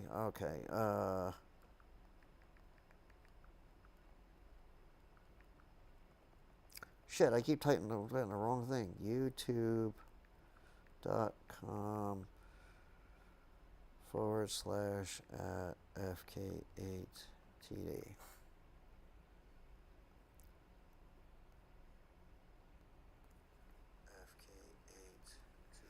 It does not show the sound. But, okay. So, watch this. This side that looks dull is WPC treated, but the other side is polished. Now, watch what happens. Boom. That's what WPC treatment does. So, it makes the area ungodly slick. And what you're doing is you're just reducing wear. So, your WPC treatment is actually a form of, it's like a micro bead blasting. And this is a really neat treatment to do to your engine. This is great to do in certain areas.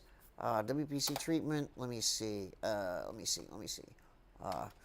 What's bead blasting rods? Let me see. No. Rod surface material microscope. Let me see if I can find.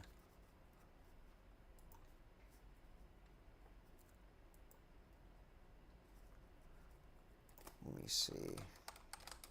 Of course, no, not rod. Let me see if I can find a picture, like up close. Let me see. Connecting rod. WPC treatment. Dang it, they're not giving me... See, this is not a perfect diagram. Oh, God, I'm trying to look at the... Because there's a reason that they bead blast rods, right? They are. They're all bead blasted. Connecting rod bead blasting. Let me see. Why? Let me see. Because they always do it, right? It comes out of the forging inside and they blast it. And they blast it because there's certain, like, micro cracks in the metal, right? And the fatigues.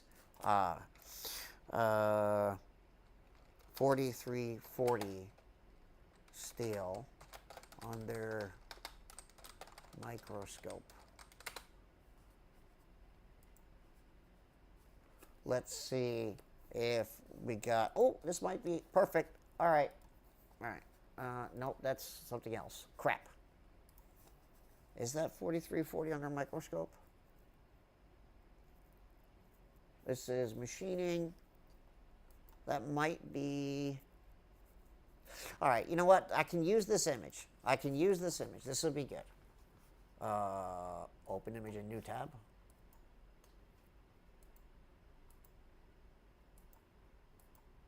Where'd it go? There it is. Okay, so let's kind of look at... Let me go...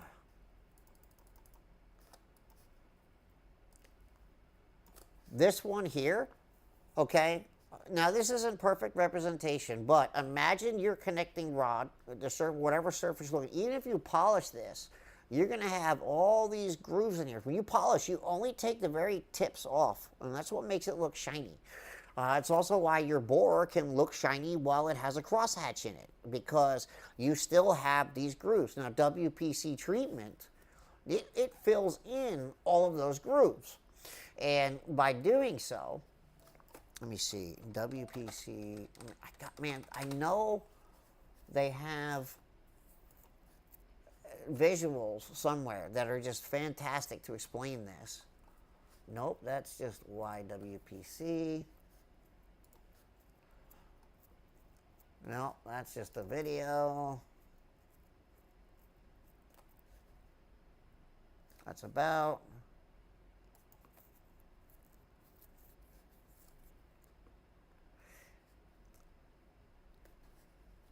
Ah, here we go.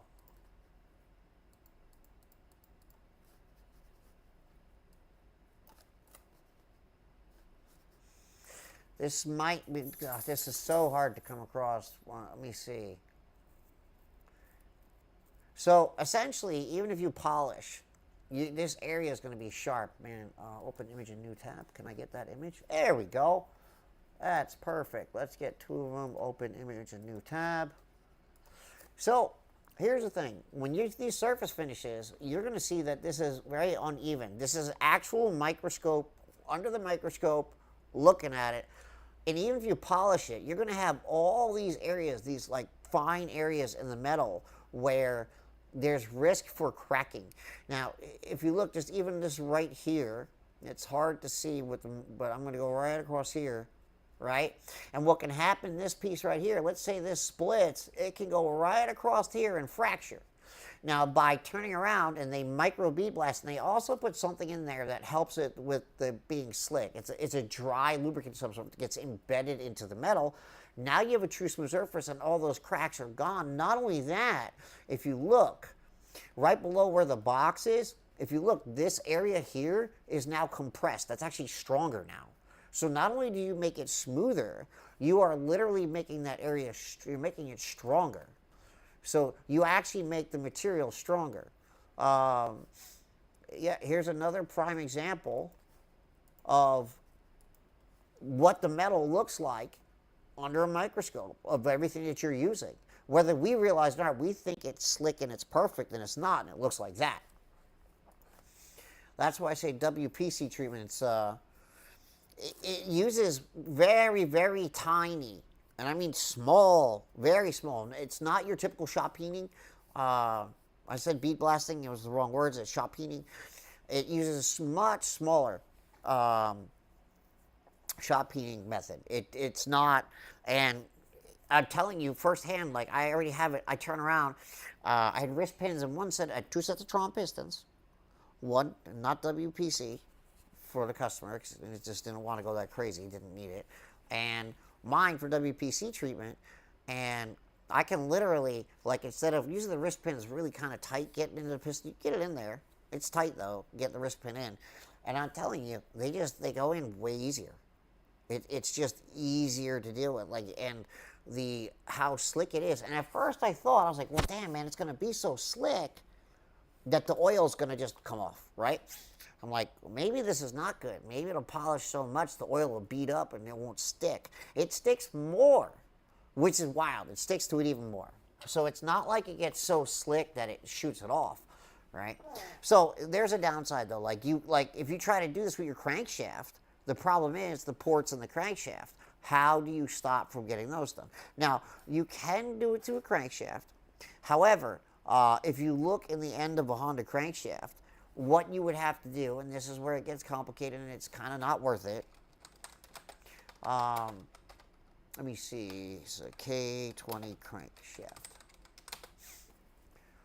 Let's see if I can get a good old up-close picture and see if I can find one that has a good shot of what I'm looking for. Does this have it?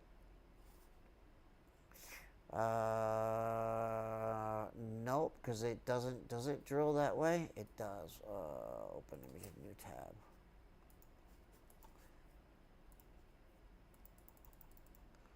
No, see, this one doesn't show it. But it would have to be done. Oh, it's done from the other side. That's why you can't see it. Shit. Come on. Ah, here we go. There we go. All right, this isn't, necessarily the crankshaft, but all crankshafts have this. This little ball here is a block off. Because what they do is they drill straight through they drill from the main, right? They drill from here into the main, into the hole, because there's a hole that goes straight through the main. And that's how you get your oil. It literally cross drills. The problem with WPC treatment on a crankshaft is this area here, down at the end, gets filled up with stuff. So the only way you could technically WPC treatment and not have any possible issues is to literally have those removed. You can have them removed.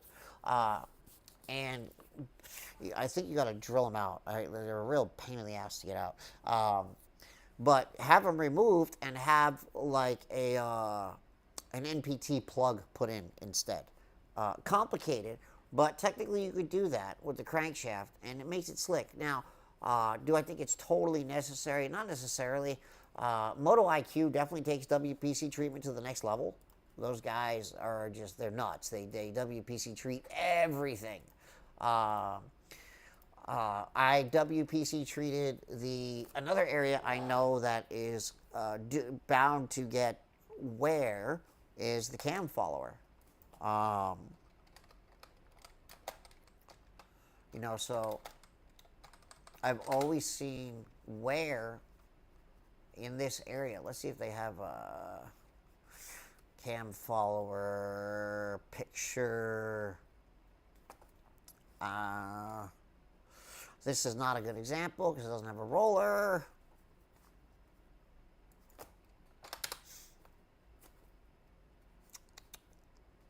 Let me try.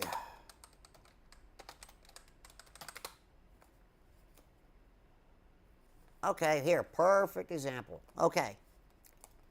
Open link a new tab. So, this is a cam follower.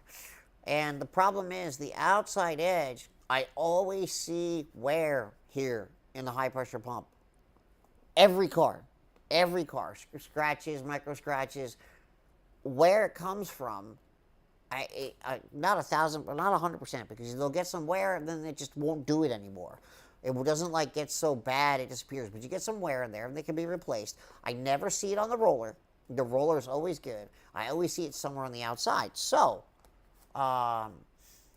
you can buy this from Honda.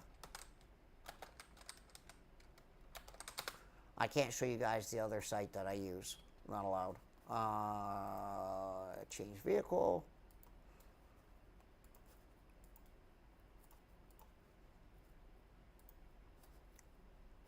Type R touring, okay, and let me see, is it under camshaft? I don't think so. Cam follower.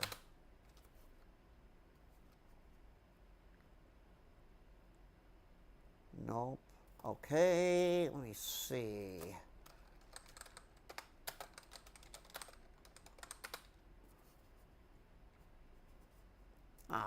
There we go. Part number 1. So, obviously, you can buy this from Honda. Now, dang it, they don't have it there. Let me see. Cylinder. Oh, damn it, what did I hit?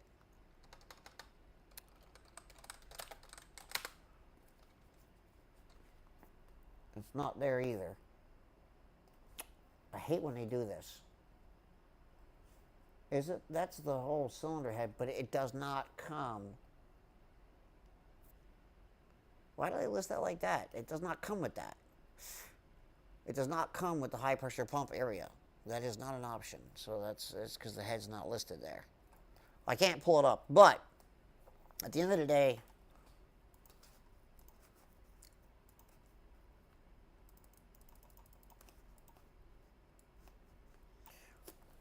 right on top here, I'm sorry for the mouse not being great. Right on top there, that's the high pressure. The pump goes right there. The follower goes right in there.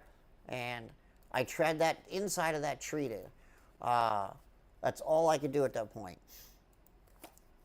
Yeah, the ball is pressed in. You got to get that out if you want a WPC treat to crank. Just because no matter what you do, you're gonna have stuff left over in there. And you can try to clean it, but the problem is you can't ever get that angle. I see it all the time where, like aftermarket billet cranks, they'll do that, right? They have them there, and if you can get that ball out and just put an MPT plug in there, you can do a lot better job of saving and cleaning a crank, especially being now, and this drives me nuts too, Honda, man, I'm so not happy with Honda. Oh my God, I am not happy. Whoa, hey, holy zoom, holy stay in zoom.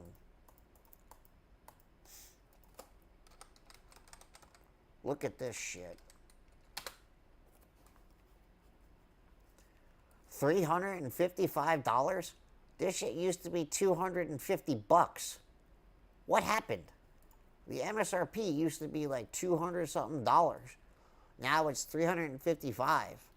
What happened, man? It's like, really, guys? Like, what the fuck? Pardon my language. But Honda's getting out of control. Here's another thing that's absolutely out of control. All right, you know what?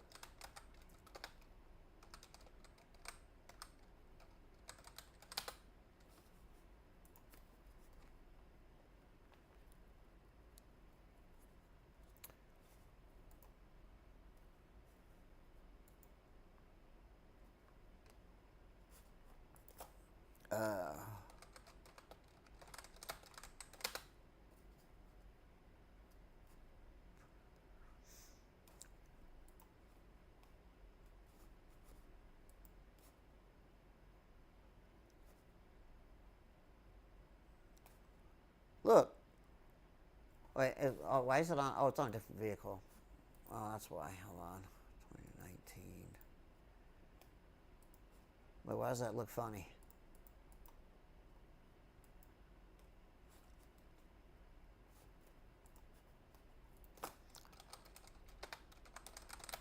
They're getting out of control, man.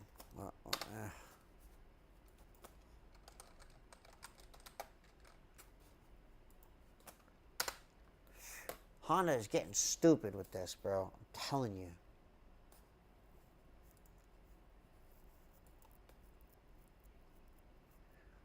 Now, you just saw the other head, right? Completely, right? They call it remanufactured. It's a bare cylinder head, okay?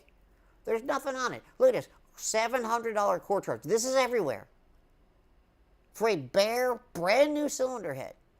with nothing on it, brand new, off the factory line, off the mold, blah. They want, if you don't give them an old head back, they want an additional $700. This used to be $1,400 for a cylinder head, $1,450. They went all the way up to $1,900, and then now they got the nerve to charge a freaking cord charge on top of it. I'm like, what the hell is Honda doing? So then we go to engine, right? And, you know, let me see.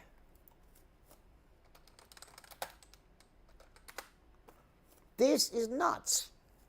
They're doing the same thing. Oh, man. Let me try this way.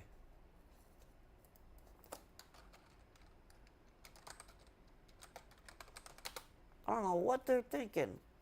They're just, look, this is, I'm going to show you just a block. Block assembly, no pistons, no rods, nothing. Now, it used to be $1,200 for a block. Now it's $1,600 plus $700 for a core charge. For what? There's nothing there.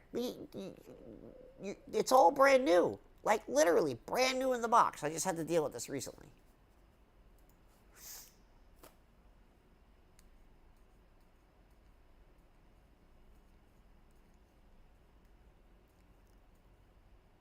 Yeah, upgraded fuel assembly worked just fine on stock assembly. Any benefits to ported oil pump? Minor benefits to ported oil pump. So, this is a good one. The oil pan porting, which I do, okay, has more benefit in oil flow in this car than the actual oil pump, ported oil pump. So, that's because the area which the oil has to flow through, this is actually perfect that I have these for my sinuses. Imagine this is the drilled hole, right? And it's coming through the center of the oil filter. This is the center of your oil filter. It goes up this way. And then you have the hole in the pan. They're drilled like this. And I'm trying to think, when you're looking at it, it's drilled. Either way, it's drilled and there's flat spots where it's drilled. So the oil has to go up, bang, and then up again. So and there's razor sharp edges, and because it's drilled, cross drilled, you have this kind of weird radius with a razor sharp edge. That setup was never meant to go past 7,000 RPM. And if you watch your oil pressure, and you've got a stock pump and stock oil pan, I promise you, if you watch your oil pressure after the engine is hot and you are revving to 8,000 RPM, you will lose approximately 10 PSI by 8,000 RPM. You are not losing this because the oil pump can't keep up. The oil pump can keep up perfectly fine to 8,800 RPM. That's not the problem. The problem is the fact that inside that oil pan, you have it where they cross-drilled it, and you have these sharp edges, and it's got to go up one way, then this way, and then back up. Now, inside the block, they do a similar thing, but that passageway is like almost double in size. And when you double the width of something like that, you more than quadruple the flow. So the upgraded oil pump, it's okay, but it doesn't give you full-on better oil pressure up top. I even hot where the idle oil pressure is down to like 28. When I ran my engine out to 8,800, I still had 80 psi oil pressure up there. Yes, I ported my oil pump. Every little bit kind of counts. But when I did just the ported oil pump, man, I'd be at like 75, 80 at like $6 grand, $7 grand, and I'd be down in the 60s at 8,000 RPM. And it was nothing, it was literally all oil pan problems. Oil pan restrictions, 100%.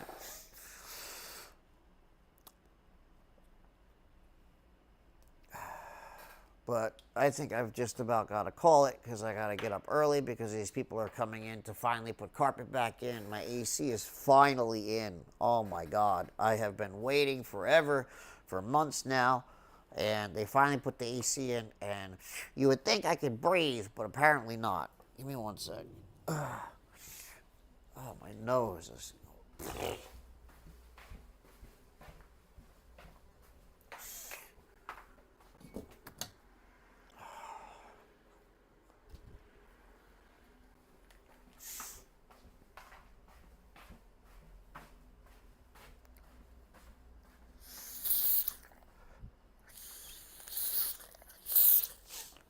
I hate this time of year for me. You'd think the rain would wash everything away, but it doesn't for me. Ugh.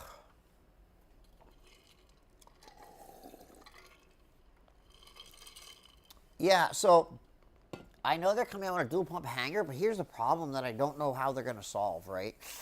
How are they going to solve the Venturi, right? How are they going to, it's a return system. And you know it's going to be dumb expensive. So, just, it's going to be a lot of money. And it's not a bad design. I'm not saying it's a bad design. I'm just saying it's complicated for those who don't know how to do it, right? A lot of people are just gonna buy that hanger setup and think, oh, I'm just gonna shove this in and it's gonna work. Let me give you an example of a little bit of lack of understanding. I'm not being cruel about the person. I'm just saying this is the lack of understanding. Somebody I know put the Ultimate Racing pump in, and again, this is just, it was a lack of understanding. And it's not about bashing people, because people would say this was really stupid. Ultimate Racing FK8 return system. And he just didn't know any better. So what he did was he didn't do the return system, right? He literally just shoved this and connected it to the line to the front. No return, no regulator, and this little piece was hanging off for the Venturi. And he goes, oh, well, it works. And I'm like, well, you're running off of the pressure relief valve on the pump, and you're going to blow it up. You're going to blow up the pump. You can't do that. So the thing that I'm going to say is I think a lot of people aren't going to understand what it takes to do a dual pump setup. One, you must have multiple relays, right? Two, it's not going to be plug and play. You're going to be cutting wires, right? Three, you're running custom lines that are front and back. Now, maybe they've got that resolved, but here's the other problem you're going to run into. And this is why I haven't completed the return. I mean, I have all the stuff for the return system. It's been tested. We ran into a problem, and I know why we ran into a problem. All right? The return system that I came up with is approximately $1,700 to $1,800. Somewhere around there is the approximate estimated MSRP. And that's where it's viable, where, running a business, you can do it. Made to order. But the thing that I found is running anything more, like if you try to run a Walbro 535, the 535s inherently want to burn out. And the reason they want to inherently burn out, and I only discovered this more recently, is that the 535 is essentially a 450 with a bigger impeller. The motor is not beefed up. So all you're doing, because the fact that you have to run a constant, like if you're on Honda, you have to run, you can't run boost referenced. You can't. You have to run a constant 72 PSI. So when you take a pump like a Walbro 535 and you run that at 72 pounds of pressure all the time, they burn out fast. They burn out real fast. It's just what they do. They just don't hold up. So the return system setup is Walbro 450, good for 680 plus at 8,000 RPM. The RPM is your fuel system killer. You do not need two pumps for anything under almost 700 wheel horsepower. And that's the way I kind of look at it. And at that point, if you're going over 700 wheel horsepower, and again, this is 700 wheel horsepower on my dyno, what it takes on my dyno. I just want to make that clear. Not what it takes on a hub dyno or this dyno or that dyno. What it takes here. It's just so much. So you're absolutely, and you guys see, we've seen the street results. You've seen Logan's car, you've seen King Kong's car. That's all the proof you need. But it's just not worth the extra at that point. I mean, if you got the money, yeah, it's nice. And don't get me wrong, Radium makes some pretty decent stuff. And I'm even on my fuel basket assembly, I use some Radium stuff in there too to make it happen. But I've also should say that I've been a little hesitant on the whole return system, only because with my in-basket assembly, I've made the same power without putting a return system on it. So I've done it where I've put a 450 in the basket and I've made 680 to the tire with a deadhead system. And the wildest part is that at that point, we didn't even upgrade the line that ran from the back of the tank to the front of the car. It was still running the stock line. I don't know about so DW's, well, I gotta look at something. DW 430. I heard about this. DW 430C. I don't know. Well, here's the thing. You can't use it in a stock assembly, okay? Because it's going to be too fat. It's not going to be download data sheet. Really? Thanks, DW. Cool. No details.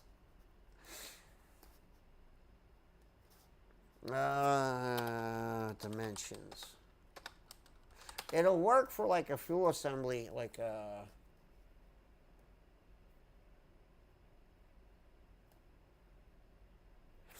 see, I hate when people do this when it's untested. The other thing is you need a 10 millimeter outlet or 3/8. This is only 8 millimeter, and that's going to be limiting factor.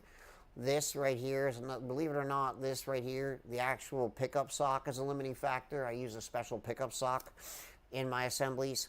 The pickup sock I have flows way more than the ones that are on the DW300s. So, and I've tested a DW300C in that said return system. And this is why I say, try to tell people, like, don't believe everything you see. That thing crapped out at 620 to the tire. That was it. It had no more fuel. Suddenly the fuel pump went foop on the high pressure pump straight to the sky on the duty cycle, which means there was no pressure going forward. And this was done in a return system. So your DW300C is going to cap out there. Now, a 400C might be a decent option.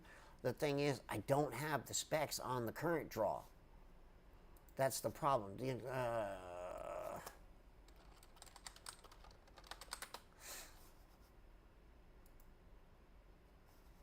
Here we go. So, pressure, 72 PSI. If this is accurate, right, that is really good current draw. Like, it's lower voltage. However, it's over, let's see, Walbro 450. What the fuck was that? What the fuck happened there? What? I must be hitting some crazy keys.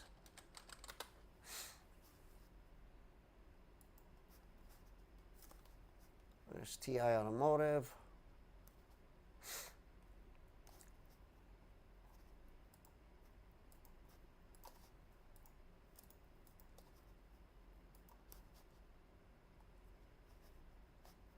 Is this it? I think this is it. Yeah.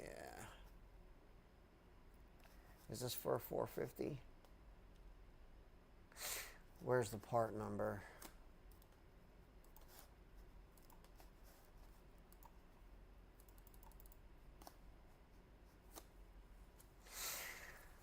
All right, at 72 PSI, at 12 volts, it's drawing 16 amps. So that's about the same amount of amperage draw. It's the maximum. So these two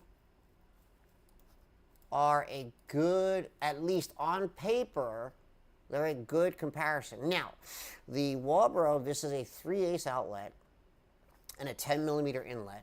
This is an 8 millimeter outlet and a 10 millimeter inlet. That's the size of the dimensions, or 11 millimeter, I'm sorry. Well, technically it's 10 because it's 11 millimeter on the outside. So I just can't answer you if the thing that we don't know is, the dimensions.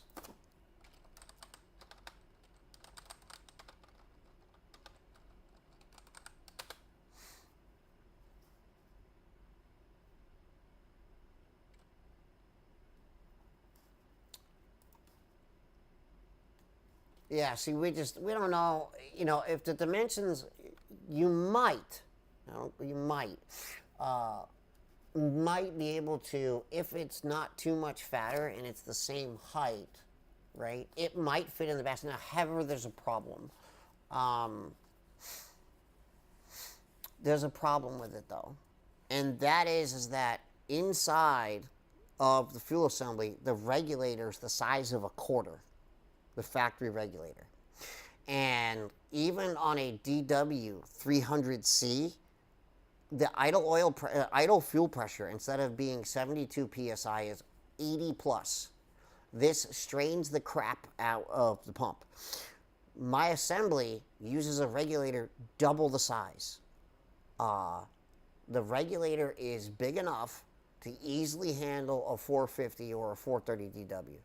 The 525 starts pushing it, where that even starts getting about 80 at idle. Now, that's the thing, where you need to pick your pump according to what you have for regulator. So if you're trying to run that in a factory assembly, it might be at like 90 psi at idle, because you're not drawing any fuel through it, and there's so much restrictive nature of the factory assembly.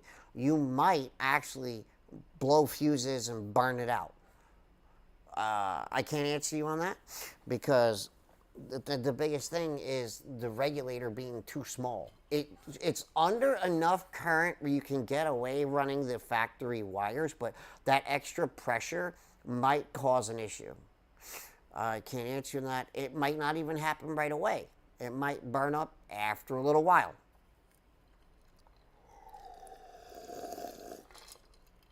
Regulator, there's no regulator that you can change on it that does any benefit.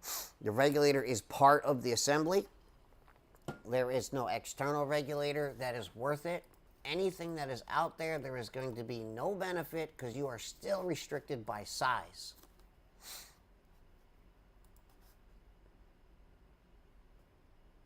I'm telling you, it's too small. It's really too small.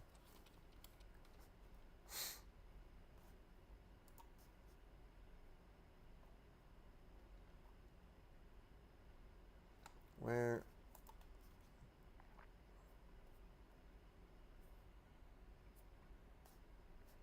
Number 6.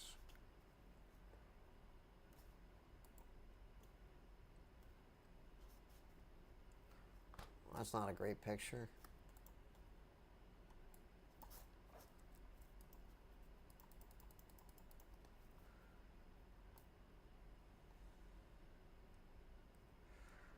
This itty bitty little thing right here, all right, is your regulator. I'm telling you, it's the size of a quarter. It's too small. And the hole in the bottom of it is not much different than maybe if I took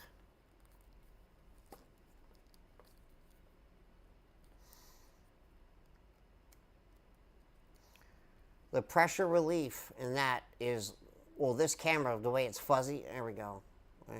Zoom. All right, it's about 1/4 the size of that, the relief to bypass the pressure. It's way too small to handle anything bigger. The DW300C pushes that little thing, that regulator, to the limit, and it doesn't matter what you do, because the way the regulator sits, it's in an inverted position. It doesn't sit like a normal regulator the way you think it bleeds pressure. It just doesn't function that way.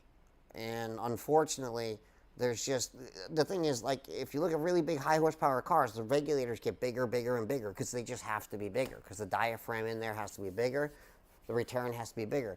So, like my car, I have an 8 AN line running to the front. I have the minimum line I have to run for the return is a 6.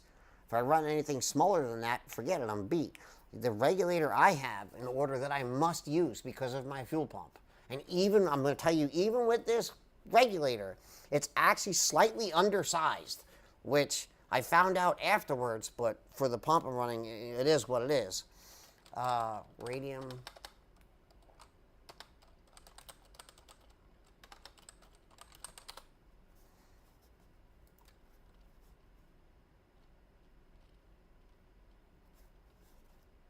not this. But this is the size of what I use. This is not the regulator I use, but this thing's more than double the size.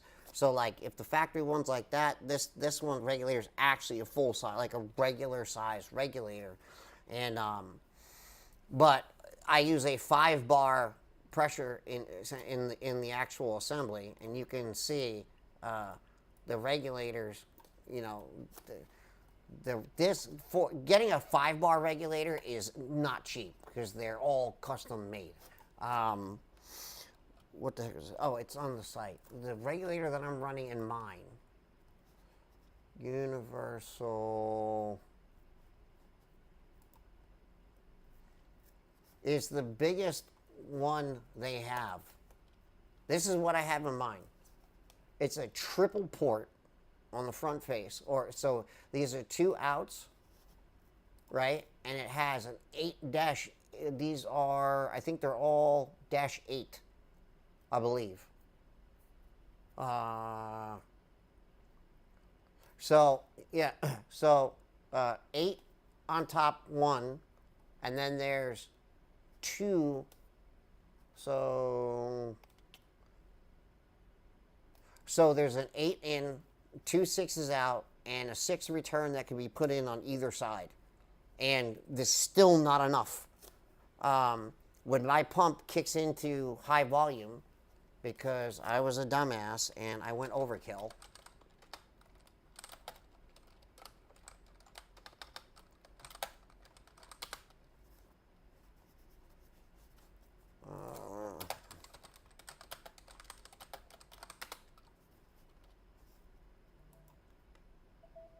My dumbass went psycho and got this.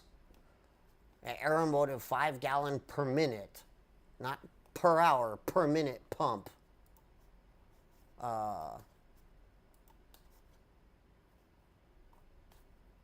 That's cool. It doesn't give me the documents there.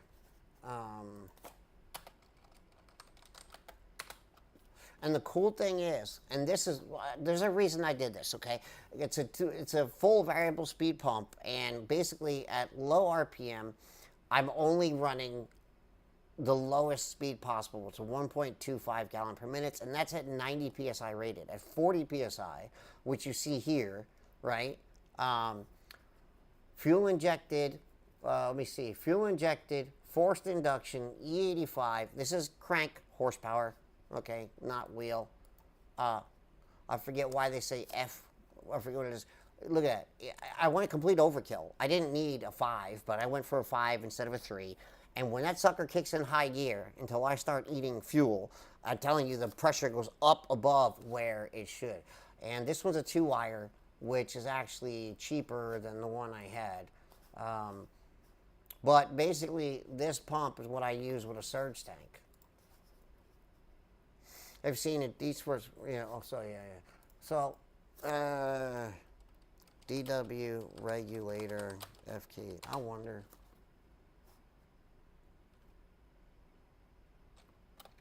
I don't see where.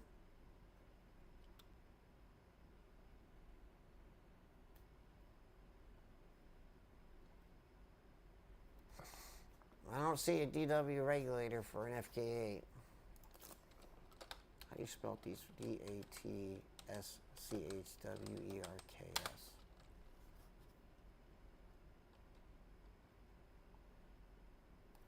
I don't see anything about that unless it's something on Instagram.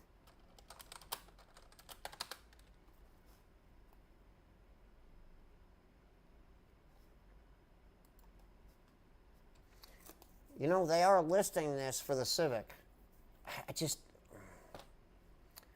The problem is just it's gonna just plow against that regulator. I don't know. Here's another thing. When you do these pumps, right? What they're probably doing is just they're increasing the impeller size inside, and that's just more load and more voltage. I don't think it's worth it. But anyway, that's my opinion. All right, guys. Now I really gotta call it because it's like 10 o'clock here. Well, thank you everybody who joined, that came in and out. I know it's Father's Day. It's not the greatest day to do, like, engine stuff. But, you know, just, you know, if you're going to build your own engine, man, just take your time. And the biggest thing is, you know, clean, clean, clean. I'm going to show you guys what happens when you get, and this can happen to anybody, you run into a situation where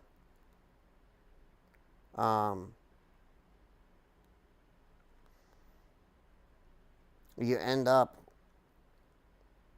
in this. I don't know if this will come across on camera because it's phone to phone. Look at the cylinder wall. Now you see that? It happens. So it happens. And then, yep, okay.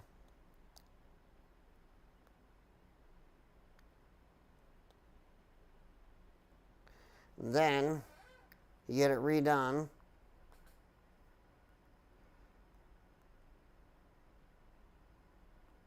Let me zoom this in. And then you get it cleaned, and that's what it looks like instead. So, moral of the story. I said earlier I do things in fresh mineral spirits, and that was a block that I'm working on. And what happened is the mineral spirits was contaminated from mineral spirits I ordered. It melted the parts washer brush. I emptied it. I cleaned it out. I put fresh mineral spirits in, but there was a slight residue. That slight residue, after I washed the block, stayed on the block. And then when I went to wipe the cylinder walls, it did not wipe out all the stone. And because it did not wipe out all the stone and the grit, I had to turn around. I had to buy new rings. I had to take it to my machine shop. I had to redo it, re-clean it, and do it all over again. So word to the wise, be careful. It happens to anyone. The thing is, don't let it go out the door fucked up. Right? Care. Show that you care. And do it right.